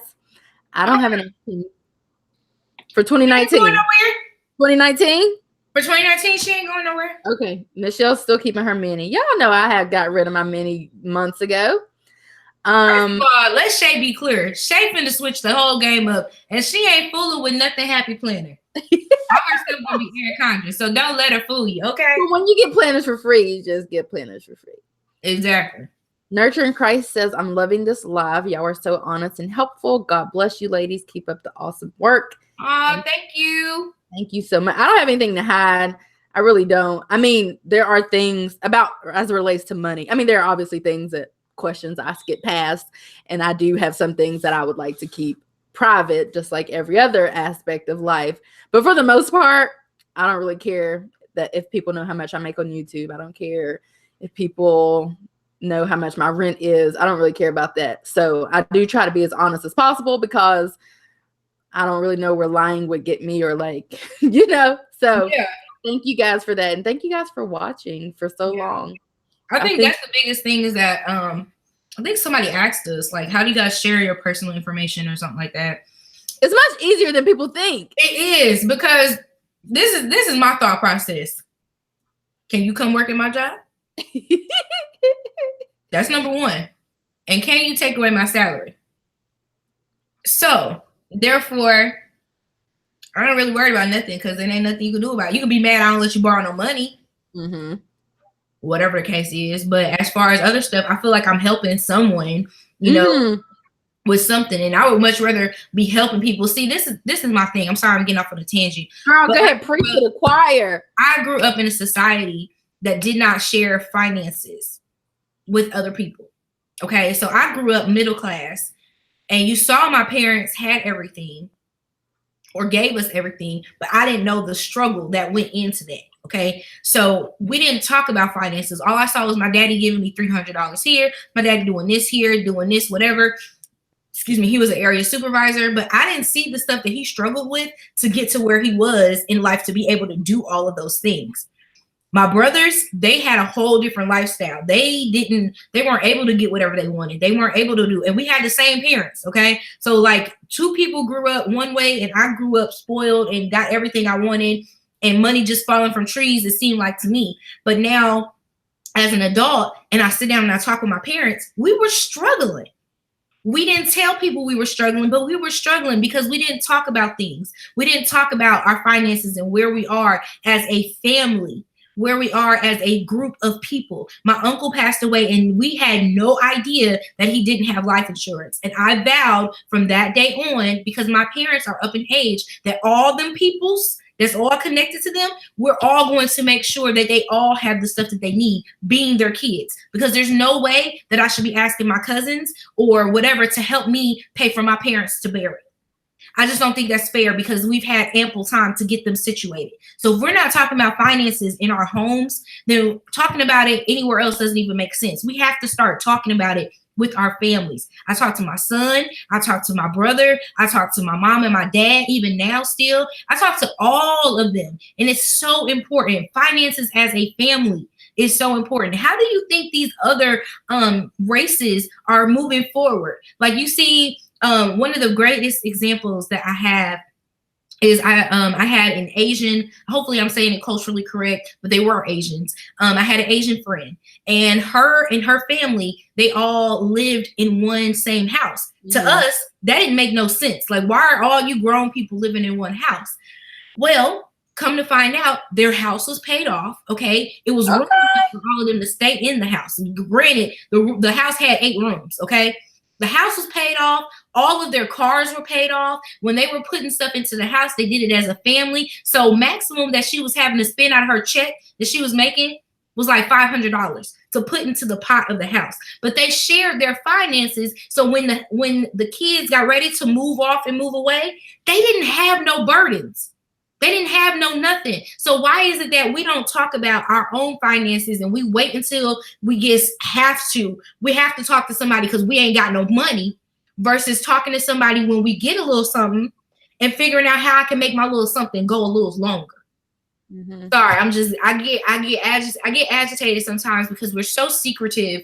Like, I found my family to be very secretive about a lot of stuff, health-wise and finance-wise, and then you don't learn the stuff, and then you're sitting in the dark and you have no idea of what's going on. And these are 30-year-olds. These aren't just like fresh out of college people. These are 30, 40-year-olds, 50-year-olds with parents that are passing away, and they can't do anything for their family. I need people to understand that finances is so much more than it's more than just your budget. It's about your lifestyle and the way that you live. And if you aren't willing to share, you don't have to share your money with them. Okay, let's get that clear. Like, sharing your money with people and two different things. What I make ain't your money, okay? But what I can do is help us set us up as a family so that if something happened, if my brother needs something, I can help my brother. If I need something and somebody else needs something, we know who we can go to within our family and stop giving these folks our money. Okay, I'm done. I'm going back to eating because I'm finna get real excited up in here. Let me piggyback my husband. Let me piggyback off of Michelle. My husband and I have conversations all the time about the same thing. We're very open about finances. We're married, so we got to be. But we're making the changes now because, well, first of all, parents certainly didn't teach us the budget. We're learning to like be better with our finances and learning to invest and blah, blah, blah on our own. And we're in our 20s, late 20s. So we're just now learning this stuff, which is why I say don't wait until you're late. Take some of these things that you're going through now, some of these situations as learning experiences so you can get on the good foot and not have to wait. But we probably have that conversation every day. I have it with my friends. We're open about it. We don't have to meet with my friends. We don't have to disclose incomes and all that other stuff to talk about finances and such. But we have the conversation. Our kid will not see a student loan. And if I have to do everything that I have to do now to ensure that, then whatever I have to do to ensure that is what I'm going to do. I don't know if the kid's going to want to go to college. I'm just saying my kid will not see a student loan. My kid will not see a car loan if I can take care of it. You know, I'm not going to see a car loan for the kid whenever they start driving. Exactly. All of these things, we're going to have life insurance forever. So if we die, because we're going to die, you know, that's just a part of life. The kid's going to be taken care of, or they're going to pocket however much money they're going to need, or whatever the case is. It's just little things like that. Simple things, life insurance. If I die, my husband's going to be plenty rich. And we already know, I've already have a plan for him about what I would like for him to do with the money. Granted, it's going to be his, but he can completely change the family tree and change his life if I died, or if he died too. I mean, it's just little things. Life insurance is like $10 a month. Yep. or just little things. And we're going to die. So if there's any insurance you're going to have or need to have, I think life insurance should be one of them. It's literally so cheap. But if nobody had life insurance before you, then you're not going to know about the importance of life insurance. Yeah. And there was a comedian, and he said something that sparked something with me, and it passed on to my parents. He said, when someone dies in your family, the next person should be on the come up. And that may sound harsh to some people, but there is no reason that somebody should pass away from this earth and you still be struggling. Mm-hmm. So when I think about that, I went to my parents and I asked them, am I on your life insurance? Just making sure, because I want to make sure we clear. Like, I want to make sure everything is taken care of. They have their plots done. They have their where they're going to be buried at and all that stuff. But when someone passes away in your family, there should be someone else who comes up from that. If that be my son, if my parents pass away and they leave whatever, after we pay for the funeral, we pay for the house, if their house isn't paid off, whatever the case is, you should have some money left over to pay your children's college off, so they don't have to worry about that. Somebody should be blessed because people die every day, B. People die every day. Okay, it's part of life. So if we're doing something that's a part of life, why not set up the next person so that they can live a better life? And we're alive. Some of us are alive far too long and that's how. And I hate to share that with some people because that's just the way that we think. I just feel like if I'm 60 and I have kids, or if I'm 80 and I'm about to die, or whatever the case, there's no reason that I shouldn't have a paid off house or cars, things to leave to my kids. There's no reason I should be alive for 80 years and I don't have anything. And I know that sounds terrible, that's our driving force, but literally our driving force is so that we can build a life that is meaningful. Yeah. Yeah. Same thing about the kid thing. If my kids doing something with their lives and they want to live with us until they can save up for a down payment or whatever, they can stay with it. What are we going to be doing? Like by the time we have a kid, but by the time the kid's in college or whatever, we're going to be like 60-year-old, old, washed up couple. What are we going to be doing where we need to kick out the kid? I mean, that kind of thing. So that's really a lot of the reason why we continue to work as hard as we're working. So anyway, now that rant is over, Jen, somebody sent you $10 or no? Oh, somebody, thank you. Oh, that's what I meant to share with y'all. Infinite Lady just made her cash envelopes while watching us, and she has us propped up back there on some kind of situation, and she tagged me on Instagram. I think that's funny.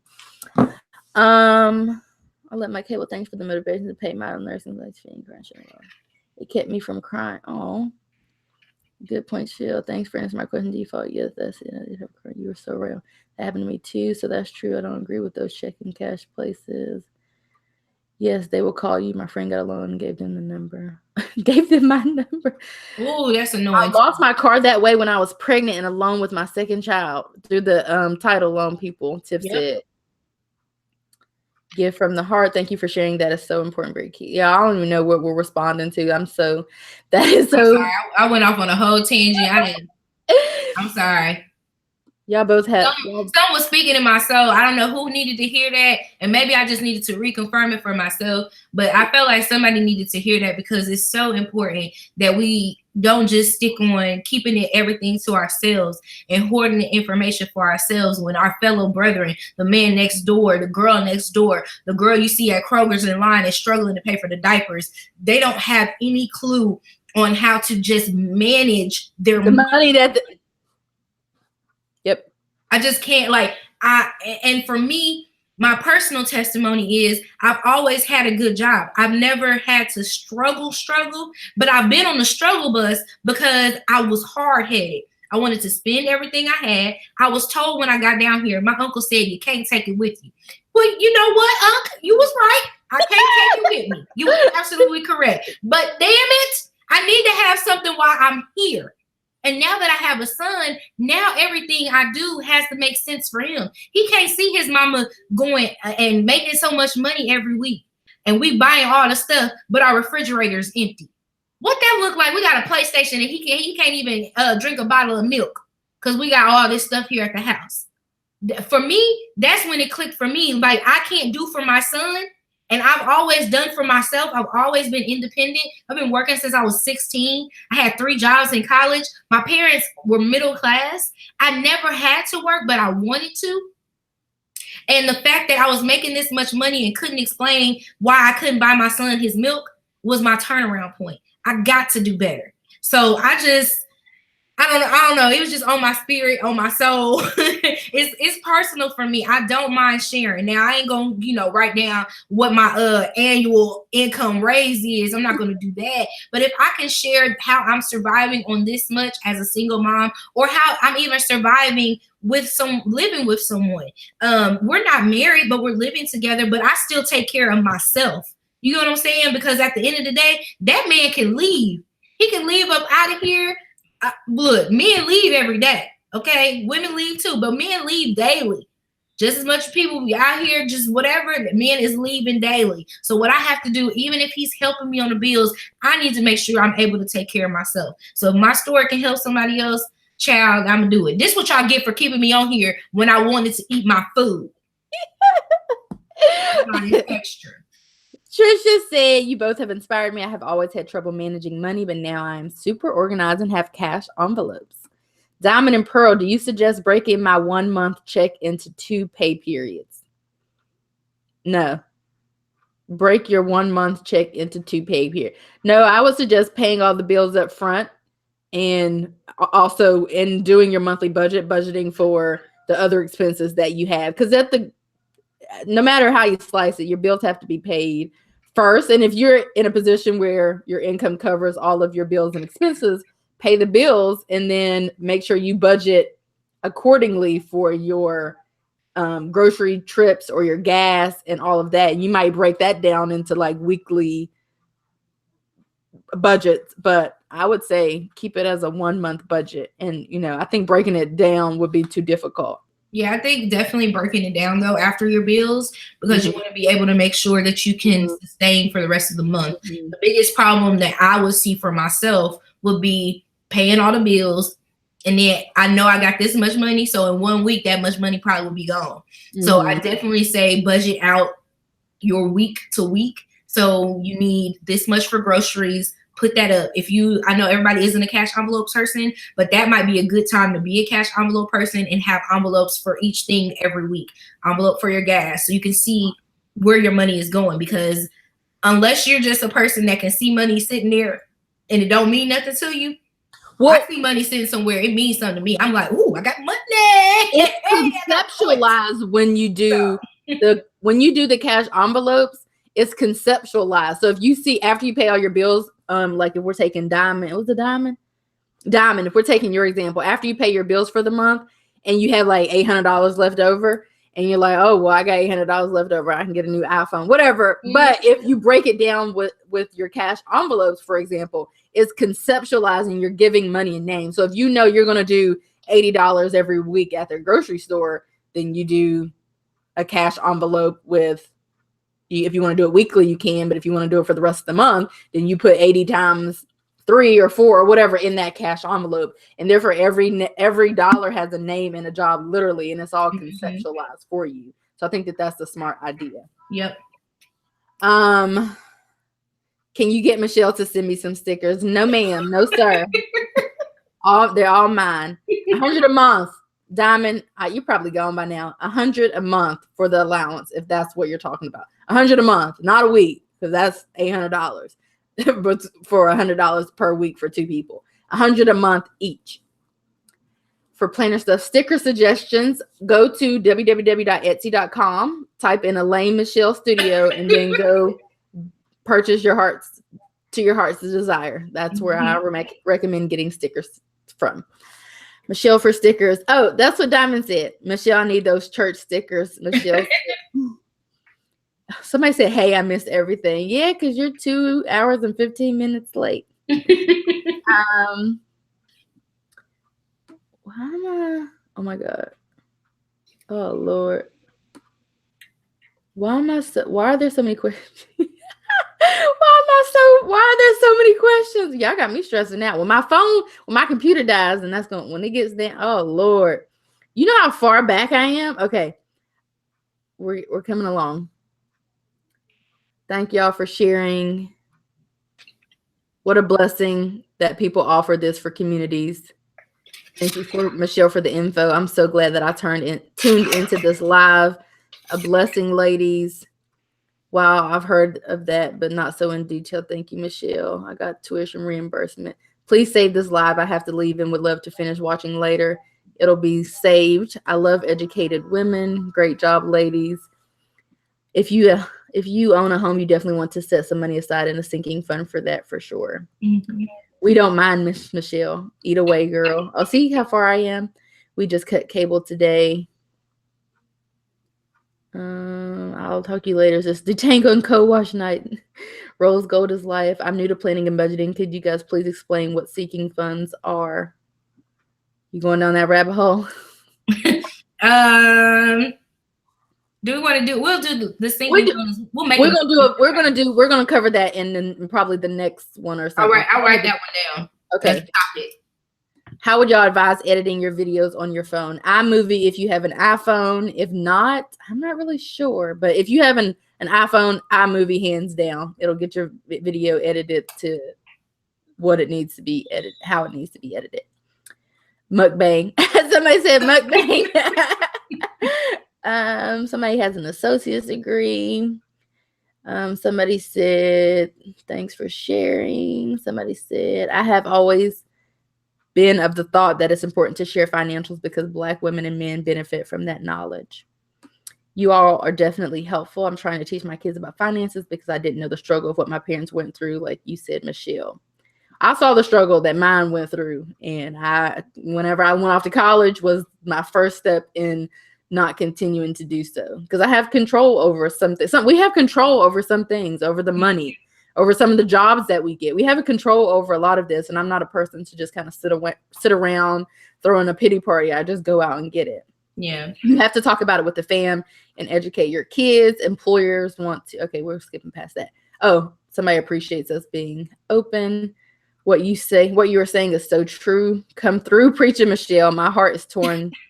That because of lack of knowledge, we suffer financial separacy. I was just sitting here thinking of how we live together, save, and then start businesses. Preach. That's how they handle the mortgages in New York. Don't apologize, Michelle. You're saying the truth. True. Oh, yeah, they said preach. Michelle, do you do coaching? No. I do a lot of talking. She does mentoring. We do mentoring. Well, I'm a mentor. I am a mentor. If you guys are watching in my videos and you see the kids, you do mentor. Yeah. I didn't know those were your mentor girls. Those are my mentees. Those are my babies. We have like 20 girls in the program, but I just started like really getting into it and stuff. But so yeah, I mentor girls too. Shay, you too. I don't know, Michelle. Do you do coaching? No, we mentor, and you might call this a little coaching. Got life insurance for my children. This is why we have to break the curse so the cycle will not repeat. Yes, break the great knowledge, Michelle. Biblical. Yep, sitting in the dark and no one can help you if you don't share. Yeah, I am a big proponent, and I'm pretty blunt and honest because what it comes down to is what it comes down to. And I think that I don't really see the purpose of suffering in silence in any aspect, whether that's depression or this or that. So if you need help, you got to go get it. And you normally have to talk about what it is that you're seeking help for. Mm-hmm. So you just have to do it, whether that's searching YouTube videos, watching our videos, stuff like that. You just got to go get the help. The worst thing you could ever do is just sit and suffer and not ask for help, because you'll still be in the same position tomorrow. And it's going to affect your mental health. It really does. And I can only speak from my experiences from growing up, how I grew up. Like I said, nobody talked about certain things. We knew such and such had a problem, but nobody talked about what that problem was. And so because we didn't talk about it when I started growing up, and I realized I kind of act like her. I probably got some things going on that somebody should have talked to me about, to tell me that she was going through this, and maybe you can talk to her, or maybe you need to go get some help because you see where she ended up at. But because everybody left it so quiet and didn't talk about it, it put me in a position where either I was going to go get some help or do what everybody else did and kept it to themselves and be miserable. And I just don't want to be miserable. So I'm like, I'm going to tell you, if I'm having a bad day, I am having a bad day today. What can I do to help? Mm-hmm. They said we need a pulpit for you, Michelle. They said we need you to do a whole video on that. I'm here for it. Kim P, absolutely correct. Make sure you have life insurance outside of your company. Your company probably isn't going to offer that much. Mine is like a salary, which isn't going to do much for my family if I die. So I do have 2 policies.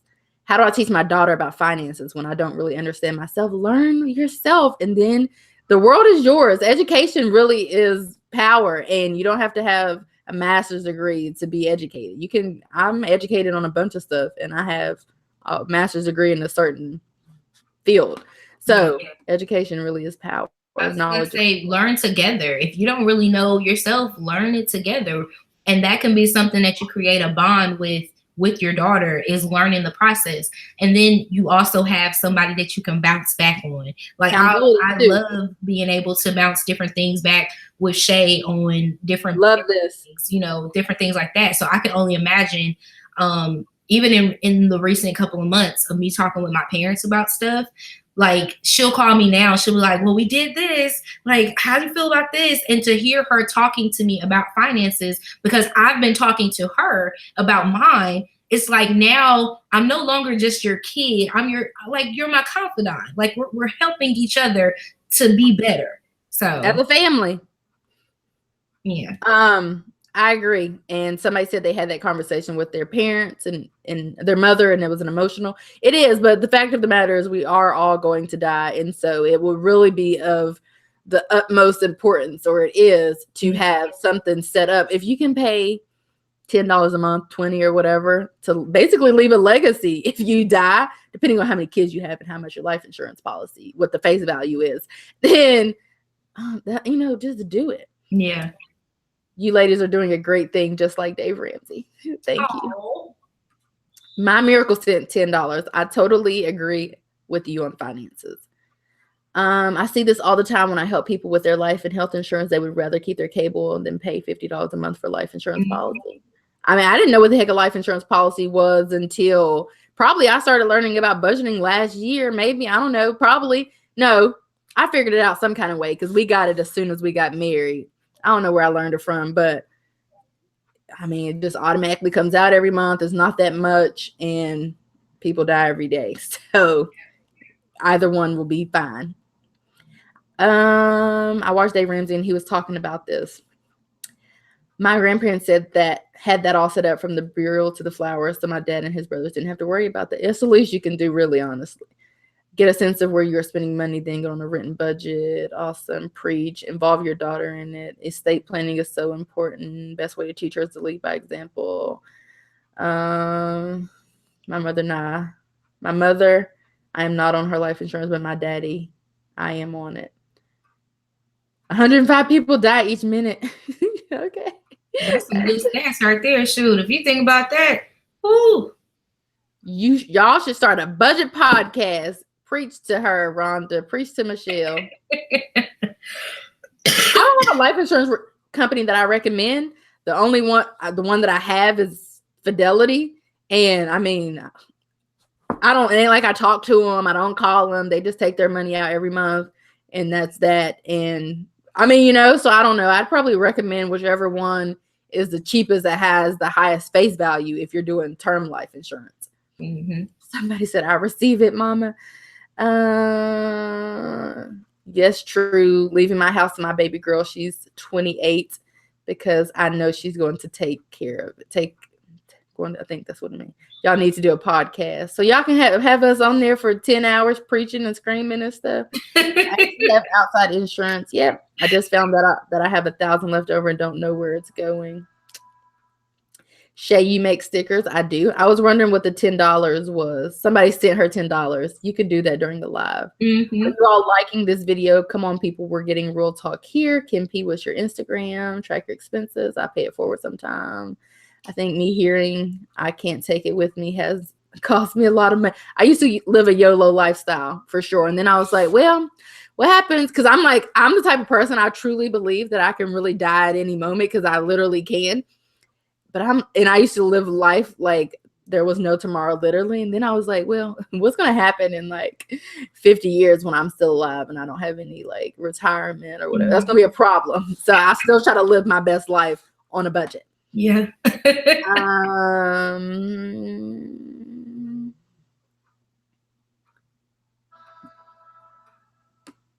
I'm nearly 40. I just now found out I've been managing my money wrong. I never learned when I was young. I'm glad I at least found out now. True that. I purchased the today and put them in my planner. No money left. I got my first order from E.Michelle today. Yay! Yay! Oh, Diamond. Yeah, it's Georgine. Duh. Do you perform budget report cards every month? If so, what do you base your grade off of? Actually, I do. I do them on my blog, shaybudgets.com. I do a recap here, but I normally give the grade over there. I don't know why, but I normally do the grade on the blog. And I base it off of how much reckless spending we did. So if we're over 500 in donations and gifts, and we donated $500, and we're well over our budget, but we're doing fairly good in all the other categories, as far as I'm concerned, that's a B+A, because that's not reckless spending. So it's like, did we impulsively take a trip? No, but I'm just saying that could be an example. Did we impulsively buy the new iPhone? Like, what was the impulsive or just non-wise personal finance decisions that we made? What about you? Do you do a report card? Do you grade yourself? Yeah, I do grade myself. I feel like my grade is based off of my personal, like, did I overspend? Did I do a good job of maintaining my budget? Did I pay attention to my budget enough this month? Was I just living my best life and not caring? Different things like that. So that's how I grade myself. I'm pretty hard on myself, to be honest, because I feel like I'm always feeling like I could be doing better. Like, I know me, I'm an emotional spender. Like, I feel like I don't have to spend the $50 I give to myself every week in my entertainment budget. But because I'm emotional and I may be going through something, I go and spend that money. So those are things I keep into consideration. Mm-hmm.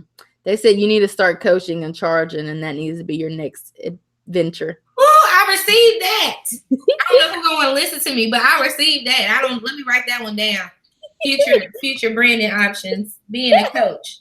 Life coach, which is easy to get certified, I think.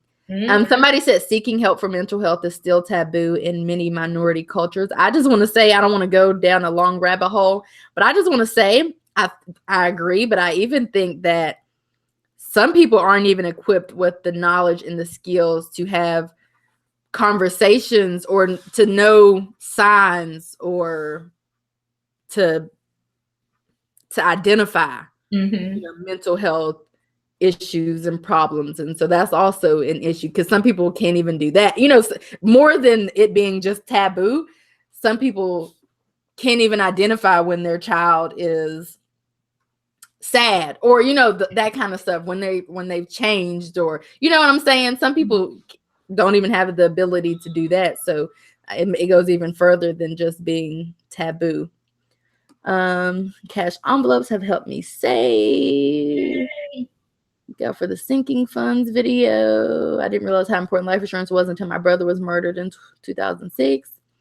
Somebody else got their E.Michelle package today. Yeah. Okay, look at E.Michelle coming out with the package. These are things they should teach in school. That's one thing I would actually consider, but I have a hard time like expanding on what I'm doing, because I don't want to stretch myself too thin. But I think that would be something that I would be interested in doing. Plus, I work a full-time job, so I don't really know how I'm going to be at anybody's school. But I would love to do something like that. I want to do that. I want to start reaching out to different communities. Okay, so what time are you going to somebody's school? Please let me know. No, well, I want to start. Okay, what time of your day are you going to be at somebody's school? Oh, I can get off in the afternoon for stuff like that. My job believes in volunteer work, so okay, there I can go, do stuff like that and be done with my day, because I'm helping people. So it's like volunteer hours we get. But I mean, I would be willing to do something after school like an after school program where we teach. Because when I was in school, did anybody learn how to write a check? They kind of stopped it for a minute, and I didn't know how to properly write a check until my mom taught me. But they used to have like a check writing thing that they would take you through. I don't know, you know, the age difference in everybody, but there was a course called home ec that you could take. And in home ec, they had some money handling stuff, but they don't do that anymore. Like they don't teach you how to purchase your groceries, how to coupon, things that will save you money in the long run. And they don't teach you about student loans. They tell you you're going to have to get some, but no one sits down and explains when you pay them back how much you're going to have to pay on top of what you borrowed. And I really think that it's like those things that are missing with kids today, that they are totally going to be missing the bar when it comes time for them to actually be adults. Like, I don't know how they're going to adult, because I'm struggling adulting now. Like, I just can't even imagine what these kids are going to have to do trying to adult later. So like, it's certain things like the simple thing, like I brought up writing a check. Like there are some kids who like don't know how to write a check. And some places, even though things are moving towards electronics, they are only taking checks. So if you don't know how to write a check, what you gonna do with your life? You ain't got no check. What you gonna do? And it's like when I'm writing something or I'm writing filling out something, I'd rather write a check for some things, only some things, just for me to keep a record of it. Like I have a paper trail of whatever it is I paid. I love that stuff. So that's my opinion. We need to put some programs into some schools, and I'm definitely looking for some after school programs that I can like step my foot in and just, you know, teach one here or something like that. And I want to do it out the kindness of my heart. I'm not asking for any money. It's just me trying to reach one to get, you know, grab somebody and teach them a little bit so they can go and live their best life and prosper. And because I don't share my profession, but I'd say I work in the helping profession, which I do, which means I spend all day helping people, and I wouldn't have it any other way. But I don't really see how hoarding information is really, like, that's not who I am as a person. So some things you don't need a check for. I mean, like, there are things that I just want to share with people, which is going to bring us to our announcement at the end of this video, that I just want to do. Like, it's not hurting me to be of service to someone else. I mean, as long as I'm not stretching myself too thin. That's just how I feel about it. Quoth plan or whatever, I check in with my husband like you check in with your son, because it would be a tragedy for my husband to be experiencing something and I literally am with him like all day, every day, basically, you know, when we're not at work, or I lay beside him at night or whatever. It would be a true tragedy for me not to like know that he's going through. So I check in with him like, are you okay? How you feeling? Like, just like you do with your son. Because I mean, you live with the person, like, you know. Shay, are you cold? Just a wee bit. Hubby just got up to turn on the heat. They offer finance classes now in high school. Not in a lot, but that's super cool that they offer them there. Oh, they got rid of home ec because it was sexist. What? Yeah, something about that, because they were teaching cooking, the sewing, some other stuff they were teaching within home ec, and it was, I remember that. And so they just took it out altogether. Something about being gender neutral or something. I don't know. They said they don't teach cursive writing. We're basically caught up, which is crazy. I got to pee something terrible. I can't believe we've been on here for 2 hours and 35 minutes. Oh my gosh, y'all not tired of me yet? I don't think so, because there's still 110 people on here watching. I don't know that I've watched it live for 2 hours and 37 minutes, y'all. That's how I know that y'all love us. And I see somebody said there's a camp in Maryland. I would love to know more information about that to see if I can start something like that here in Memphis, because I'm watching people just like struggle, and it bothers me, because we don't have to have kids. If they don't know, they don't know. You can't expect kids to grow up and be adults and they don't know how to function as adults. They weren't taught that. So you got some kids who have never worked a part-time job before.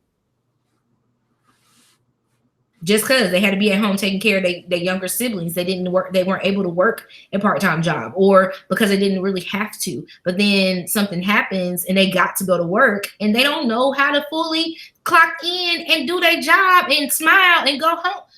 You're gonna make me mad. I'm gonna get on talking about McDonald's. If everybody could just act like Chick-fil-A, we wouldn't have no problems. I was there yesterday. Just saying. So our rant is over. If you're just joining, you missed a 2-hour and 40-minute live. Crazy. But sometimes you just gotta, I mean, you know, this isn't hurting me. Whatever, you know, I got work to do. I'll do it all weekend because that's what I do, because work. So are you going to announce our announcement? I can. Hey, can you announce our announcement? I got the shirt on. Yeah, you do it because yeah. Okay, so you guys, I am so excited and so pleased, and I'm like really excited to tell you guys first, you're hearing it first, that the Budget Misses, that's us. Can you see us? Okay. Sorry, my boobs are big. The Budget Misses are going on tour. Going on a tour. So we are going to be visiting some cities, and hopefully they'll be close to you guys. And the plan is that we're going to be doing some personal type classes. Shay is going to focus on debt, and I'm going to focus on the money management side of it. And we're going to combine together and have us a 2-hour session that you guys can attend and get some goodies and just get a chance to talk and vent and everything your heart can desire within those 2 hours. And then hopefully after each event, we'll be able to meet later on and just have dinner and sit down and chit chat with you guys. So the very first one that we're doing is in Atlanta. Gotta show Atlanta love. Yes, we got to show Atlanta some love first, because they showed, well, not that they showed us love first, but it's easier for me to get there. So we're going to Atlanta shows first. Up and shows out. Yes. And we have 40 tickets that are going to go for sale. We have one more thing to finalize, I believe, and then we'll be putting the tickets up for sale. But be sure to watch our Instagram channels, watch our channels, our Instagram lives and our Instagram feeds, and we'll be putting out all the information. Again, the very first one is only going to have 40 seats available, and we're trying to keep the cost as minimal as possible, just so, because you guys are here, so you will understand a little bit more about the cost. We have to pay, because we just did a 2-hour session. We have to pay for me to get there. We have to pay for, and I'm not like concerned about that, but we have to pay for the actual facility. And so trying to find a facility that was going to be feasible for everyone to get to and still have a place for you to feel comfortable and not too big or too small. So really, to be honest, what you're paying for, you're not paying for us. You're paying for their materials. You're paying for the place to get to. And our only thing is making sure that you guys can get some information and feel, just leave feeling good about your budgeting experience. So we're trying to get, hopefully, if y'all like, we may be having some of these Budget Misses shirts or something. We may be working something. Cool. We're looking for something. I don't know how many of y'all want to wear us on y'all shirt, whatever. But I would love to see somebody walking around with a Budget Misses shirt, like, and the budget's done. Like, that's the bag need to say. I'm working on that. But yeah, so the very first one is going to be in Atlanta, and we're discussing where we're going to put the next one at. If you guys know anybody who works for hotels or anything like that, please get us in touch with them, because that is definitely something that will help out 110%. The better we can cut out costs on the front end, the more we can cut out costs to you guys. But we'll have all of that information coming soon. Just to piggyback off of Michelle, again, Atlanta does show up and show out. They're like some of our biggest supporters. And I mean, it's a large population. I'm in Georgia. And Michelle's not terribly too far from Atlanta. So I was like, we got to go to Atlanta, definitely. So that's going to be our first stop. We are thinking, we're like a couple of days away from like finalizing everything. We are thinking that first weekend in January. Hold tight for details, because we need to sign a contract or two and all of that. It's a little bit of work that goes into this. We've been planning this for some time. But we definitely want to be able to provide materials and just have a nice location, which the location that we've picked out is like definitely nice. We have to rent a bunch of stuff that goes into it. The space itself is a pretty penny, money that comes out of our pockets up front. So like we've discussed together, I really have a strong need for Michelle not to have to come out of pocket for this. I could come up in a day and come back home. But we need a hotel room. Well, you know, Michelle will need one definitely. And plus, we are trying to have like a kind of like a more relaxed type of chit chat thing later after the event so that we can kind of interact with those who want to hang around for dinner or something like that. But I have a really, I need for the cost of the tickets and the money that would go Michelle's way, because it would be split 50-50 to cover everything. Otherwise, you know, I know she wants to do these things and she's not worried about a profit, but I really need for that, all of that to be covered, or otherwise otherwise we're coming out of pocket to go teach budget classes for her like 6-7 hours away. So the tickets for Atlanta probably are going to be a little cheaper if we're going to be flying somewhere, which I know Texas shows us love. So we're thinking Houston, Austin, Dallas, somewhere like that in 2019. That's going to have to be more expensive. And that's just because if we're both going to show up, it's just going to cost a lot of money for us to do that. And we're not really seeing how we're going to get rich off of doing a budget tour, or how we're going to make a humongous profit. It's just going to be something. It's just something that we want to do. And if we can get at least the cost of us getting there and eating and staying to be covered, then we're going to come. Because at that point, it's just like something that's going to be fulfilling for us and helpful for other people. So sit tight.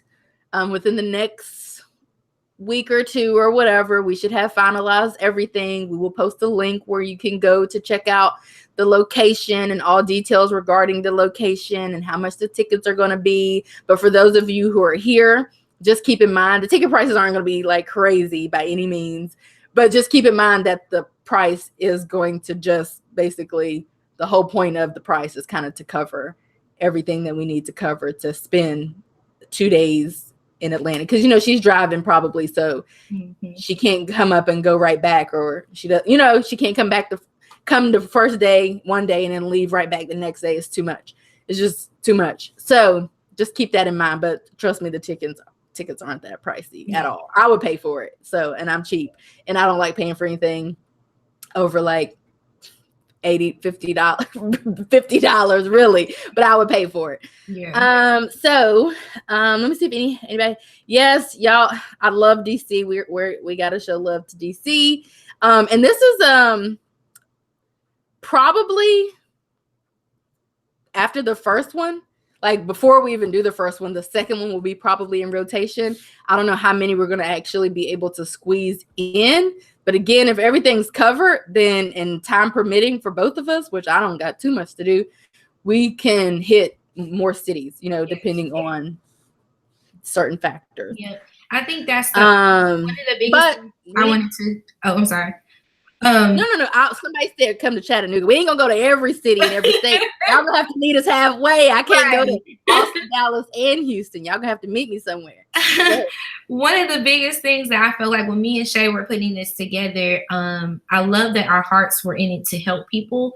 And that's the ultimate goal, is to be able to help someone. Mm-hmm. And I just saw someone say, like, it's no different than going to pay to hear Dave Ramsey speak. And I love that because Dave Ramsey has been there, he's done that, and now he's a multimillionaire, right?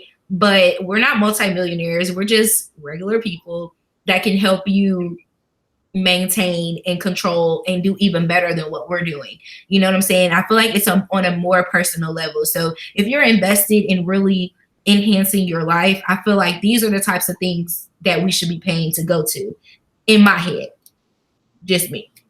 So I'm invested in it. I think Shay's invested in it. I think we're both invested in it just as much as we can be. And we're not just invested in it for the money. It's an investment into people. And if you guys get nothing else out of that, we take our time out. When I did an hourly thing that I would make on YouTube. When I did that, like it was basically dimes and nickels that I was making per hour to sit down and make a video. But when we're doing these lives and things like that, this isn't costing anybody anything. You know what I'm saying? So when we have to come out of pocket to come live to see y'all, just know it's going to cost a little bit more than just sitting at my table and starting the computer. We got to get tables. We got to get a room. Just kind of. We got to pay for stuff up front, and we want it to be nice. Yeah. And so we got to pay for a nice event. So when the event that we're going to be in January, I mean, the location, that's not a cheap location. That's money we got to pay for out of pocket. And we just hope to recoup all of that. Yeah. And then cover all of our expenses. Again, Atlanta isn't going to be like too much, but anywhere beyond driving distance is going to be some money. But yeah, whenever I don't know who brought it up, maybe I pitched it to her or whatever, but I knew that we were like immediately on the same page, and I was here for it because she was just like all about it. I'm all about it, but she is like, I don't want to make a profit, but I'm like, you're not coming out of pocket to come do no. You're just gonna have to sit behind your computer because you're not gonna come out of pocket to come teach a workshop for 2 hours. Y'all have to bear with me because Shay be like, no, we're not. No, I'm pretty business-y. There's some things that make sense and some do not make sense. To come out of pocket for a workshop such as this would just be crazy. So we're still working on money like that. So I think I be living like I got money like that. Like, oh, we can just do it. No, ma'am, you don't have money like that. And Shay's that person be like, no, baby, we don't have to charge. You got to get here. Like, I was like, oh, okay. Yeah, I'm like, no, ma'am, but yeah, we're not gonna be getting rich off of budget classes, but it's just something we want to do. And if we could just charge enough to get to the location, cover our food and our flights and everything for for us getting there, we want to do it. And we want to, make sure that we're including material prices and snacks and such. If those are going, catering, if that's going to be something that's happening at different events and, that kind of stuff, because we want it to be nice. And, it is going to be nice. It's not going to be too much different from what we're doing now, except my preferred method of communication is face-to-face and is going to be interactive. So while we're doing what we're doing, we can walk around, we can provide hands-on help, which is what I believe that people are in need of, because I'm like that kind of learner. So we're definitely here for it. Stay tuned for the Atlanta folks or the Georgia folks who are willing to drive to Atlanta. Stay tuned. Within the next couple of weeks or so, we will be announcing all of that either on YouTube or on Instagram or someplace, so that you can have those details. Because the first city, we only have 40 spots. So they're going to be, when they're sold out, There's nothing we can do about it. So anyway, a lot of people are going to be there. They said, yay, come to Charleston now. Oh, you're in Charleston. You're not that far from me. Bring stickers, Michelle. Of course. That's a part of the whole little package. You get your own budget stickers to go home with. Kim said, I'm with Shay. If it's in the morning, I will take off. I will get me a ticket. And it's probably going to be like midday. Yeah, I'm shooting for afternoon. If y'all haven't watched, I think I got one more vlog to post. But I don't like getting up early in the morning, and people like Shay and Tarshell like waking me up early in the morning.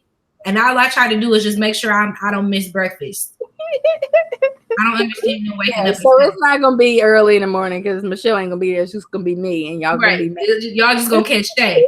They'll be like, "What happened to Michelle? She's still eating her waffle." Yeah. And the reason for that is, I'll tell y'all right now. At the Atlanta location, we're actually not staying at that hotel because we literally can't afford it if we charge the price that we're going to charge for the ticket. Literally, we can't afford it. We have to stay somewhere else cheaper. So we're going to be having the event at a bougie location, and where we're going to be staying is not like it's terrible, but it's going to be cheaper because we literally can't afford. If we charge the price that we're looking to charge, we literally won't be able to afford the hotel for 2 days. Literally, like we'd probably have to come out of pocket, which we're not doing. So we're still working out kinks. But just know, we'll come anywhere, literally anywhere where ticket prices. We'll come anywhere where the hotel has waffles. So any Hilton hotel, basically, anywhere where the ticket prices allow us to come, we will be there. And we're not trying to charge like hundreds of dollars or $100. I mean, we're charging what we got to charge, but we're clearly not trying to break the bank. Anybody, we're just trying to show up, and that's it. And if we get $50 profit or 100 or 300, right, that's great. But we're clearly not going to be getting rich off of doing budget classes, right? That's, for me, that's just like counterproductive. I don't know if that is hustling backwards is what I call that. That just doesn't make sense. Like, I'm trying to help people get their lives together, but I'm going to take all the money from them.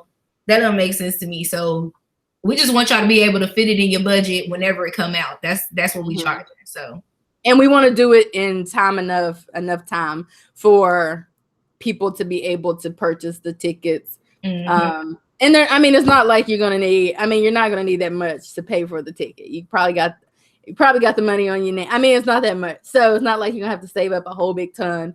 All you have to do is sacrifice getting your nails done for the week or something, and you'll have the money. But we do, want to make sure that we're, breaking even for sure, Kim P.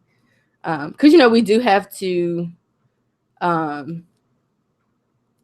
eat and all of that stuff there. And as far as I'm concerned, after we take the money from the place where the tickets are being sold and we split it up, that should be the money that we travel with, and we shouldn't have to come out of pocket. And whatever each of us has left over, if we have any, is what we have left over. But it should be like, not having us to come out of pocket. It shouldn't even factor into the budget. Right. You do not need a cash envelope. If you're in Georgia, are you in Georgia? I promise you, if you just don't go out to eat tomorrow, you will have the money. Yes, we're keeping in mind the weather. That was one of the things we thought about as well. But we also had to keep in mind when we would personally be able to do it. And so January was more feasible, and that's right when people are getting ready to start getting their lives together. So it was like, we're gonna start it then. Yep. So yeah. So if you guys have any last minute questions about that, drop them quickly. Within the next couple of minutes, and then we can skedaddle, because it's been 3 hours. Like, is it really? This is how you know I don't have a life. And I sat here and put down this whole diet drink. Yeah. It's my husband's bedtime, y'all. Oh, see, I got to call Bay and tell him we about to be done, because he was like, well, fine, I'll just stay away until you finish. Mine just sits quietly in his corner. And I'm just kidding. I'm just kidding. Yeah, I ain't never heard Courtney be quiet a day in his life. So yeah. Okay, well, since you guys don't have any other questions, if you have other questions that you want us to answer in our next budget chit chat, make sure you guys drop them below or hit us up on Instagram. I am, for one, thankful. I know Shay is thankful. We are thankful that you guys take the time out during these budget chats and just come and hang out with us and listen to us. You listened to me rant today and eat my food. I'm thankful for that. But I really appreciate the love that you guys show. So just if there's any questions or anything we can do, if I don't get to your question right away, resend it to me, because your girl, my DMs be like long as crap, because I say something funny and then everybody be like, oh girl, I was thinking the same thing, and I get to them, but then I miss stuff. So just bear with me. I'm not ignoring nobody on purpose. So DM me when you can. Yes, we're only doing one in Atlanta when we come that time, and then we're moving on to the next city. So we're not doing 2 a day or anything like that. We're doing 1 in Atlanta when we do come. Although, if we need to come back because people want us to come back, we will. I mean, at a later date, because right. Atlanta's a little easier than Houston and DMV and all of that. Yeah. So thank you guys so much for listening to us talk for 3 hours. Like, I'm mind blown. Not 3 hours. Was it 3 hours? 7, 8? Is it not? Exactly. I was like, we start at 8 p.m. my time. It's 11 p.m. Y'all, the playback on this, ain't nobody finna watch me. Ain't nobody finna watch this on my channel. Jeanette, I'm coming to Miami in January, actually, like the weekend after Budget Misses with my friend. So that's funny. Okay, so we are going to head out. And yeah, thank you guys for watching. No problem. I don't know if that's quote or cute oath. All right, we will catch you guys in our next one. Mwah! KK, bye. I was gonna do it. Bye, guys.